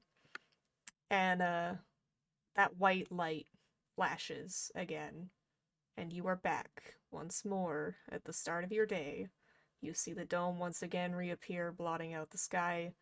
Your comms go crazy again, listing all of the same things: the bank robbery, the bomb, the ship, the what was the other one? Shit. The bank? Yeah, The the bank. bank. Yeah, the bank, the bomb, the ship, and the The monster. lighthouse. That's the Yeah, ship. Oh, that's the no, that's a ship. And then Sorry. at the end of it, that same voice comes over demanding that all of Alpha Industries' weaponry be destroyed or the city will suffer. Cleric, you see once again that your teammates and the people around you, their life force is a little bit dimmer once again. And you start over, and I think that that is where we will leave it. Ah. Ah. Good game, but I'm just like, what is going on? What is going on? Hee hee. Can we have to pick this up? We have to we have to do this again. Pick Yeah. it up Absolutely. We'll have if anyone to, else is up for it. yeah, we can talk scheduling after we're done, but there are some questions that we need to talk about for the end of the session. So everybody, we'll start with Backwin this time. Night Fox, how do you feel about your relationship to the team? Do you think you grew closer? Do you think you have grown more into the image of yourself? Or have you grown away from the team? And explain why. Well, now I have to explain why. Tests suck. I choose option I didn't Q. realize that actual test. I know, right? So I guess Night Fox grew closer to the team because she took more of a leaderish role during the hospital thing. Okay.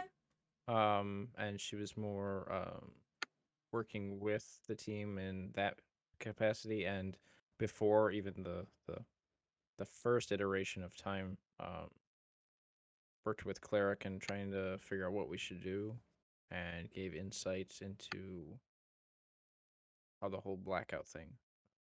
Okay. So who do you think made you feel the most welcome on the team? Well, I initially for Night Fox, she was probably thinking Cleric in the first iteration of the time loop, and then in the second one, he didn't like the plan at all, but 13 loved the plan.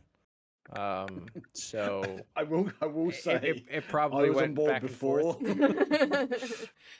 So okay, so if 13, if you don't already have influence over Night Fox, mark influence over Night Fox. And Night Fox, either clear a condition or mark another potential.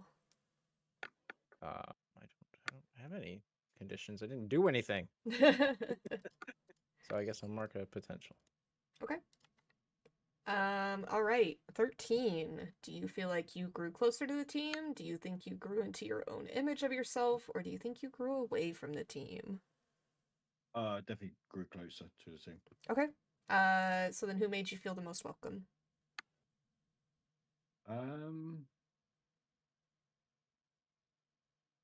think it was all equal, really. But I guess because me and Shadow we connected, sort of found out more about. I found out more about Shadow. I feel like probably Shadow. Okay. Shadow, if you don't, I think you all have influence over 13, but if you don't, just mark that. And then go ahead and clear a condition or mark potential 13. It's up to you. I think you still have insecure if you want to clear Yeah, that. let's get rid of that. Got rid of that. Yeah. Okay. Perfect. All right, Cleric, same questions. Do you think you grew closer to the team, grew into your own image of yourself, or grew away from the team? I think I grew into my own image of myself. Okay. So I why do you just think that? took kind of control of a situation where there was a plan that I didn't like and put myself in harm's way to try to save a whole bunch of people and talk somebody down with a bomb threat, which was terrifying, but All was right. good. Yeah, that was good. All right. So shift one of your labels up and shift one of your labels down, and tell me which ones you're shifting. Ugh. Um, I think I'm.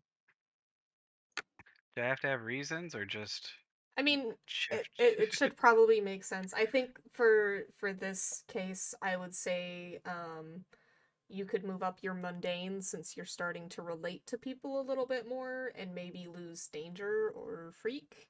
Because your powers haven't been super helpful, but you just doing what you do has been great.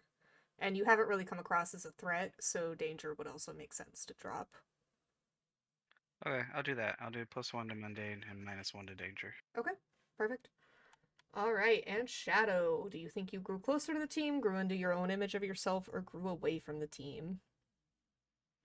I think I grew closer to the team. All right, and is that just because of your talk with 13? Does 13 the one that you would say made you feel the most welcome? Yes. Okay. All right, 13, if you don't already have influence over Shadow, go ahead and take that. And then Shadow, feel free to clear a condition or mark potential, which I don't think you have conditions, so probably marking potential. Yeah. All right. Well, we will have to figure out when to pick this back up. This was great fun. Thank you guys for doing this and participating. And yeah, let's go ahead and go around and we will sign off of the masks. Hopefully you guys are sticking around for some more community games though, because we're still going. We've got we're almost down to like 5 more hours. Yeah. Yes. Yes. Yeah, 5 hours, 15 minutes. Woo, let's go. All right, we will start with Backwin again. Just go around, tell us who you are, where we can find you, and if you've got anything cool coming up. I am the Backwin. You can find me on Twitch. You can also find me on Twitter as the with 2 E's Backwin, and on Instagram as the Backwin Lives. So many people take my name. And I stream a variety of games, post different things. And on Twitter, I just kind of promote everybody else, not my own stuff. All right, Warwick. Yeah, I'm Warwick 0 on pretty much everything, mainly on Twitch. Yeah, I do the things. I make them look good. I'm really good with words, and yeah. I've got a new YouTube video out. It came out earlier today, so if you want to check that out, check out my YouTube. Same name, Warwick 0. But yeah, if not, you see me on Twitch, or you see me in Tuff's channel, or wherever you find a British bearded man. I'm gonna finish. All right, Hatter. Well, it's hard to follow that up. I'm No Hat Hatter, and I can be found nowhere, but usually in Tuff's Discord, if not Jesse Best's Discord. And yeah, see me next time on Masks. All right, Sin, take it away. Hi, I'm Sin, or potato9_juice on Twitch, or are not comics on Twitter and Instagram. Also are not art on Instagram, and Sin Sama on Discord. I'm a mod for Tough on Twitch, and I occasionally stream on Twitch, taking a break, but hopefully to stream again at some point in time. Maybe. I don't know. I do have a YouTube channel that is under the name of Titania Creates. So very confusing with a whole bunch of different names, but yeah. Awesome. All right, and I am 98 Tough Love, or Tough, Torf, Torfleton, various other variety of nicknames. You can find me here at the 98 Tough Love channel, which, hey, congratulations, you found it! You did it, you're already here! You don't have to click on a link or anything, but you could click the follow button if you don't already follow, just to make me feel Don't do it, it's a good. trick. Yeah, it's a trap. I got that one here for like over a year now, so Yeah, I sucker. can't leave. No way in, no way out. I am also trying to be more active on Twitter, also at 98 Tough Love, and I am I am back. I am streaming again. I took like almost a month-long break on accident because I didn't mean to take that long, but work sucks. But we're back. Today's 4-year stream anniversary, and hopefully we are able to get this back on track soon with masks, because this is a lot of fun, and I am enjoying myself very much. It was a lot of fun. I'm glad you guys liked it. Absolutely. Yeah, that was cool. And actually, while we're here, can I just sort of say, just well done on 4 years. That's a huge amount of time. And I know I've only been a part of a quarter of it. Just every stream you do is fantastic, and the community is amazing, and you inspire me, and I think you inspire a lot of other people as well. So just well done, Duff. Oh, thank you. There you go. Make me Some cry. wholesome shit for you. Wholesome. I know, right? I mean, balls. Yep. Warwick and There you go. balls. Warwick. Thank you. I appreciate it. I mean, like, a lot of people haven't been here the whole time because I started streaming to nobody, but it's pretty astounding how far this community has come, and I wouldn't be doing this without you guys. So big shout out to the community, big shout out to the mods, especially to Warwick, who helped me kind of figure out how to put all this shit together, because I was like, I don't know what the fuck I'm gonna do for 4 years. I think you stream elements. I just make it up and go along, and most of the time it seems to hold together. So I mean, it worked. And if you guys would like to see more D&D content or more just tabletop RPGs in general, you can go check out the C+ Content channel, which also has YouTube at C+ Content, where you can go watch the VODs. There should be more recently some Masks VODs, so if you would like to watch another version of this, you thought it was cool, then by all means, please go check that out. And then I will also be over on C+ Content in a couple of days for a Labyrinth tabletop RPG, which should be fun. We are gonna go visit the Goblin King and do all sorts of stuff, so it should be good. But Will yeah, they be singing? I don't know, probably not. I'm not prepared to write a musical number. I think Meg's in it, so Meg might sing. Me and Meg will do a duet. I'm really looking forward to the alien one. Yes, I am also looking forward to the alien one. Hopefully we start There's planning one that space. soon. If anyone wants to join, do it. Come on, you could be Sojourner Weaver. Sexy. I joined, but I'm already there. It was a beautiful 3 months, Tough. Thank you for being the wonderful, amazing person that you are. Thank you, hon. And I also kind of need to take a minute to shout out everybody that did stuff while we were doing this, because it's a little bit difficult to run the campaign and also properly thank people for subscriptions and stuff. So Hipster, thank you for the follow. Dan Thy Boy, thank you for the follow. Waffles, thank you so much for the 18-month resub. Juice, thank you for the 19-month resub. Dedicated, thank you for the 200 bits, you buttface. GeoBear, thank you for the prime resub. I'm not sure what I'm doing. I don't know. This is hype. This is hype. I promised Crazy that I would chill on D&D until the 23rd. Well, to be fair, Alien isn't planned yet, so you totally could still sign up. You just don't have to actually participate for a little bit. But yeah, thank everybody. Again, massive shout out to the players. You guys have a massive hand in this, so thank you for moving the story along. Your RP moments were great. I'm loving the characters. This is just fantastic. and I look forward to doing more with you guys. So, we are going to move on and play some other community games. Oh shit. Also, big shout out to Juice, who has sent me some skin codes for Stream Raiders. So I will be doing giveaways in just a minute for a couple of Stream Raider skins if you guys are Damn. interested. Does this mean you're done holding stream? Oh, I forgot to run it. Oops. Sorry, Kitten. It's fine. I won't say anything. I won't say anything. No, it's fine. So I think up next we're maybe gonna look at playing some Spaceman. That is a free game. It is like Among Us, but you shoot the monster, which is pretty fun. So if you guys are interested in that and you don't have it installed, it's not very big. Quick install. Would love to have people come play. And then we'll go from there on other games. But thank you guys for playing. I will see you guys soon. Bye.